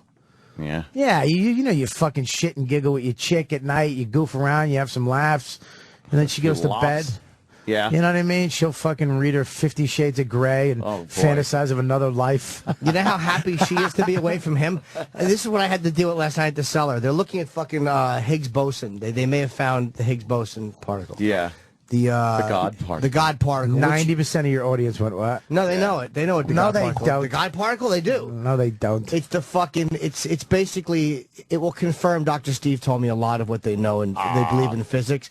Yeah, it's a particle, and I love Jimmy Higgs Steve. and boson both found it together. Boson. But Jimmy's Dr. Steve is fucking. I know. It's a huge thing in physics because they think, like I was looking online, the Higgs boson, they think it's the reason things have mass, like what gives something mass, and they think that every single thing in the universe interacts with a Higgs boson particle every second. It's everywhere. Wow, that's crazy. And the drag on things from Higgs boson is what gives the mass. It's something like that. So I'm trying. They can't find this particle. It's obviously too small, but they can see the footprint it leaves, and they think they have it. So I mentioned it to Bob. I'm like, I think they found the God. Or Bob mentioned the God particle, or I did. I go, yeah, I think they found the God particle. And he goes, oh, you know what, dude? It's like, look at this app. And he opens up his app because the USA Today had an article. And then it's for shut up. It's 5 minutes of him and his fucking app talk. Dude, fucking app, dude. You don't do it right. You don't do a good person. You don't do a good Bob Kelly You know what, impression. dude? Boom. Look at this right there. You got Higgs boson. Boom. But say you don't want to do that. Say you want to look at your plans. Boom. I dropped the scroll. Hey, look at that, dude. Boom. You pop on this. Here's my website. I'm appearing in Wisconsin. Boom. Flick, dot. Hope you fall down the elevator shaft. And I will be at the Wilbur Theater. The Wilbur Jesus. Theater. So you get like a little lonely. Yeah. And what do you do? Do you watch TV? I jerked off last night. Oh, how'd that go? It's no good, man. What's the matter? What? What, you know? Just being sexy. Oh, yeah. Yeah, jerking off is no good because it's over, and when you're over, it's when you're alone again. Yeah, it sucks. It's like, and you have the iPad now. So here's the thing, Edge. Well, here's the thing with the iPad. I can be downstairs in the bedroom, and you can jerk off with the fucking iPad. Ugh. Yeah. You can jerk off. Yeah, you'd be down in the bed. You'd be like, oh, I should jerk off, but I don't want to go upstairs to get the computer, go to the fucking site. Now I'm just right there. It's like I hit the thing. Boom, you got your dick in your hand. Clay.com. Boom, you got the fucking iPad. Gmail compilations. Oh, no. Is that what you're looking at? Don't look up the Brazilian ones. Don't look up the Brazilian tranny Joe Garcia. Oh, really? Yeah, at least she kept her original name. J.O.? No, it's not J.O.E. I think she just dropped the E. It's probably Jose Garcia. Jose Garcia. Jesus. What, is that a real person? Oh, my God. What is that? Oh, that's Joe Garcia. It's a guy. No, it's not. It's a lady. How come? Please. How rude of you. That's a fucking Hispanic man. Let me see that. How come she has honey bun topping on the top of her penis? No, that's not honey bun top. It's got Are you strudel. sure? They're drizzling strudel icing. I guarantee that's fucking honey. You think? Yeah, honey buns. You don't think, she stayed at a Holiday Inn Express and she bumped into the breakfast cot. She bumped into the continental breakfast. Yeah, and got honey. Yeah, what a United one now, if you want to be accurate. Jesus. Yeah, what are you gonna do? It's like Cinnabon topping. You don't like it because it's as big as your cog. Yeah. Oh my God, that looks like a dude. Oh, yeah, that's God. a dude. Stop. Let me see. Yeah, that's. Oh God! What are you? Come on! Who is that lady? Oh, it's Joe. Oh Jesus! That's Jimmy. definitely Joe. There's no way. He's got fucking jock itch from playing soccer. What's going on down there? That's a great opening line, Ant. That's what Ant says when he meets him in the fucking... What's going on down there? Oh, God. Oh, boy. Oh, boy. Oh, boy. Fucking brown bag. I don't like that she was walking on a shitty tarred driveway before a shoot. Take the shoes off. Jock hits from playing soccer. Oh, man, look at the face. Oh, God. What? She's happy. What's wrong with man, Joe? that is a fucking What man. about Barbie? Barbie Woods. Barbie What's Woods? her name? Yeah, That's Tiger, stupid. Barbie Woods. Treatment. Oh, what's that? See, people get happy we got off of wrestling? Who's that? Oh, no. That looks like a nice, fine... The worst part is the fucking horrendous pubes on the guy fucking Yeah, her. yeah. What the looks hell like, is that? It looks like the back of Keith Robinson's neck.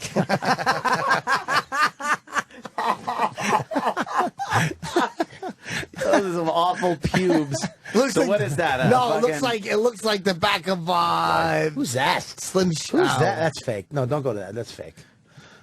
Was that the one? Was Barbie's a nice girl. Look at her. where? She's a woman right there. That's a woman. No, there's a guy. Mm-hmm. That's a guy right there. Barbie Woods. Big But all right, guy now feet. here's the deal, right? You take out the pee-pee. Look at that ass. About it. You wouldn't fuck that ass? It's a man's ass. It's not a man's ass. Why would I fuck a man's That's ass? not a man's What are you, ass. racist? You really ding that bell. Yeah, she's a lovely lady. No reason to. That's not a lovely lady. It is. It's a pretty girl. God. She's a sweetie. Hung she. Oh, no. We should hold Sam Oh, down this boy. weekend and make him get blown by a nice she-male. Oh, it's pulling fucking. Oh, God, that's foreskin over. gross. That's fucky. I don't like that shit. Yeah, that fucking... the top is all right, but the bottoms don't match. It's fucking terrible. Not the What's going underwear, on down Jimmy. there? What's going on down there? Takes 9 minutes to pop the helmet out of that fucking Brazilian foreskin. It looks like it's never going to happen. Like, it looks like your dick's giving birth. What the fuck? You've had a lot of experience with Brazilian foreskins. Look at that fucking crooked cock. It hits your fucking liver. Oh, God. What the my fuck God. was that? That's a fucking... Holy shit. Oh, good. It I won't didn't stay get- on the screen. Scroll down, scroll down. Why does it keep disappearing? Jesus Christ. And that is one bent dick. That's a... Yeah. That's You know what it is? Oh, I'll tell you man. what happened with that cock. A fucking somebody picked her up one time and saw that it was a fucking dick and punched it. Hey, isn't Arsenio getting a new show? Oh, man. I actually saw him playing basketball at West 4th He Street. looks like a comedian named Wally Collins. Do you know Wally? Oh, look at that fucking question mark cock. None of the pubes are awful. It's the regular dick. I know. The worst part of that transsexual is the hair. The hair is terrible. Yeah, it's That just fucking wispy, really is balding bad. blonde hair. It's just a guy. It's guy hair with a perm. Oh, man. That thing is making a hard left turn. Yeah. That thing's like that snake Literally. in Conan the Yeah. Barbarian. All right. That's terrible. All right. Bobby then. has an audition, and I'm going right. to see Bobby later. Oh. Tonight we're hanging out. Hanging? You want to hang out? Want to get dinner tonight? Fucking asshole. What? Okay. What happened? I might have dinner plans. With who? Who the fuck are you got plans with? Maybe another comedian? Who? You're hanging out with another comic? Maybe I have another buddy. A big, was it a very famous person? Maybe. Oh, do tell. I want to hear this. Maybe. Has this comic been in movies? Maybe. Oh. Is this comic African American? No. Oh, Go no. to break. What? Oh. What the fuck? All right, Guys, thanks for take a having me on. break. I'll see you Oh, later. Bye, Bobby. Oh, check out my podcast, riotcast.com. And Dr. Riotcast.com. Steve. Yeah. And we got a big announcement next week. Big announcement. From Dr. Steve? No, we added a new podcast to the show, and everybody that listens to this show is going to fucking be very happy. Oh, wow. What podcast? We added Dr. Steve already. Oh. We have Voss and Bonnie. Yeah. Right. We have Bailey J. New coming. We have Florentine. How's Bailey J's? Bailey J's is great. I love it. No. It's a different taste. But Do I they like it. do they man's only ass. do they only do it from Poughkeepsie? No, They should do portable. They're gonna start fucking around with it, but they do it from the studio. Here's a studio up there, but you can call into it too. I don't like doing phoners. I had lunch with Bailey and her husband Matt. Yeah, you mean cock blocker, Matt? But it really is like you don't think Literal of cock blocker. Cox blocker. But you don't think of it as like a transsexual porn star and her. You just think they're like literally like any other couple. I swear to God. Yeah, for real. You don't even think of it when you're. Well, you don't. When you know what I mean? While you're fucking, having I'm eating a hot dog. Yeah. I shared one. Filleting a hot dog. I shared one with Matt. Oh, I know.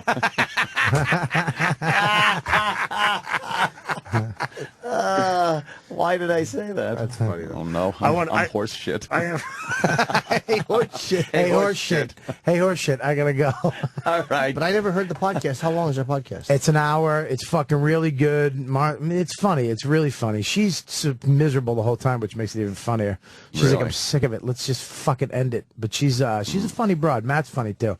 They have good guests on. And sounds very. Have you been on? I've been on it once. Yeah, I'm gonna actually coming down to New York to do the new studios. I have that studio that you were at on my show upstairs from the cellar. So they're gonna come down. You should come on that one with her. When is it? A couple weeks. A couple weeks. But check it out. Riotcast.com. It's not. It's no fucking live from the compound. Hey, like I said, I did one last night. It's up on Ustream. Just search Compound in there. I'm not even bothering with like iTunes right now with this one. Really? Not I'll yet. do it. No, I have some up on iTunes, but then it's just such a. When you load iTunes, you only load the audio, right? No. Can you load the video? Yes, I do. But are you allowed to? Yes, I am. Okay. Your fucking show is crazy. You have a TV studio. It was crazy last night. A lot of phone calls. I was talking about. I was playing that thugs and fucking loving it, thugging it and loving it, or whatever the fuck it's called. And it was it's this world star hip hop thing of these gangsters in various in their respective hoods, just in the middle, broad daylight. They're fucking shooting guns in the air and not even running afterwards. Like, oh shit, the cops are gonna show. They don't care. No one shows up. They're fucking doing that. Like, let me show you. And they're fucking like rattling off $100 bills on the ground. Yeah, look at this right here. Look at this right here. Look at this right here. And just counting off hundreds. And they just throw it on the floor for some reason. That's like they are bad. Yeah. But still. I don't know. I still find them enjoyable. I could watch the videos all day. They're great. But I was doing that, and I was taking some calls and talking about some of the problems in the black community and maybe some of the solutions to that. And a lot of callers were calling in, and actually it was pretty civil for the most part. I know a lot of the listeners like to just call up and drop the N-bomb, but they weren't doing that. I think Anthony needs, and this is what I would love to do this too, to go to like one of those, to have black experiences. Anthony has no black experience. I don't think so. I think under the right circumstances, I did in Central Iceland. I think you would enjoy it. No, but I don't mean bad ones. He should start out fucking a black chick. No. Never. No, you don't have to. You know what? It's failed. Never. But no, with that attitude. I think you can do other things. I don't find black girls attractive. What you should do some black things, Ant. No. You should do some black. Yeah, things. you should do like eat peaches out of a can. There was one black chick, and I talked about this, that went to John Glenn High School. Yes. One of the 5 black students that were in John Glenn High School in Elwood, Long Island. That ain't a fucking lot, buddy. I hate him. I fucking hate him, Anthony. Hey, Anthony. I fucking hate him. I'm sorry. Can't stand Chip. Can't stand Chip. I hate him. Yeah. How about you, Chip? There was one black chick that was fucking like dark black and had really like full lips. Right. And I kind of thought like that'd be really cool to kind of get a blowjob from her. That's all I thought about. Some of the best kissing I ever did with black chicks. Oh God, dude! I've had a craving lately. It's funny. I've been thinking about black girls. Been craving black chicks. I've been having this fucking like thinking a lot about black girls because I've dated very few. I've had sexual interactions with enough in my life, but it's been a long time, and I've been thinking, like, fuck, man, like, to get massaged by a black girl or like, I mean, sexy, not like regular. Right. I've just been thinking about that a lot, even though I haven't done it. I just keep thinking like about a black girl touching me, like it's just turning me on. I saw a black girl on the subway like 3 days ago. Fucking one of the most amazing human beings I've ever seen. Like everybody on the train was looking at her like, what the fuck? Yeah, I've been dying, and I like African black girls. Yeah, like you said, really dark. Yeah, I like. What do you like about that? I like the thin. I like a black girl. You know, she has like put rings on her neck, You know what I mean? Like that. You like the Tootsie type? Tootsie, not the Hutu? I like a really dark. I like Afro. I like an Afro. Really? Yeah, I love an Afro. What the fuck is going on with you? I don't know, I like it. I like it. Because you have one when you have growing hair. I deserve more. You know why I didn't get more? I screamed. You screamed it at my face. Fair enough. Because you have one. That was an over. I understand. That was a. That was a. Chick right there? Yeah, she's beautiful. But I like an Afro though. No, I like a variety. Wait, there's me if I was black. Here's why I don't know. Oh God. I like longer hair because I feel like Afro hair feels too masculine to me. No. Like when I have shorter, I just associate that. Yeah, you're right. Even though on white girls, short hair doesn't feel. I don't know why I feel different about that. Yeah. Yeah, I like. I'm getting into black girls too. Yeah. I've always thought that they were sexy, but lately I've been thinking a lot about it. I don't know why. Maybe like tall, thin. Jesus. Black girls, like the track girls. Track stars. Yeah, track stars. You like? Oh, those? I think you said black. Black. I did. Black track. Asian girls too. I've been having a craving for. I've never dated an Asian girl. Not me. Your Benetton dick. No, it's pretty straight. Opportunity fucker. No, not Benton. Oh boy. I don't. Should we take a quick break at the end? Yeah. You know what? Yeah, we'll take a break. Yeah. We're not leaving right away. Good one. Find something, E-Rock. Happy 4th of July. Yeah, everybody, have a great happy 4th of July. I'm not going to bullshit you, we're not coming back after this. Yeah, break. we're taking it. We're taking off, and we'll see you guys in. Hopefully, if you're out in UFC in Vegas, Sam and Bobby and myself will see you. Come say hi. Yeah, we're gonna have a good time, man. I'm looking forward to the fight on pay-per-view. Is Saturday night. It is the fight I've been looking forward to more than any fight I think in UFC that I've ever been aware of. Ooh. Is this Son and Silva 2? I am for real. Fucking just dying to see this fight. Great. We will be there, and the special will air Saturday night. So, all right. Yes. All right, buddy. Absolutely. Thank you, Bobby. And we'll have a good, safe and sane 4th of July, people. Look at your hands right now. I want everyone to look at your hands. All right? Think they're very valuable. Don't do anything to jeopardize your hands or your fingers for the 4th of July because you could blow them up. Okay? All right. There you go. See? 10 fingers. Very good. All right. Have a good one, and we'll see you next week. Okay, Opie and Anthony. Opie and Anthony. This is the Superfly Jimmy Snuka, and you, okay, let me start. You're listening to Opie and Anthony. This is Superfly Jimmy Snuka, and you're listening to Opie and Anthony. It's the Superfly Jimmy Snuka, and you're listening to Opie and Anthony. Superfly Jimmy Snuka on your radio dial. The Opie and Anthony Show, Sirius XM.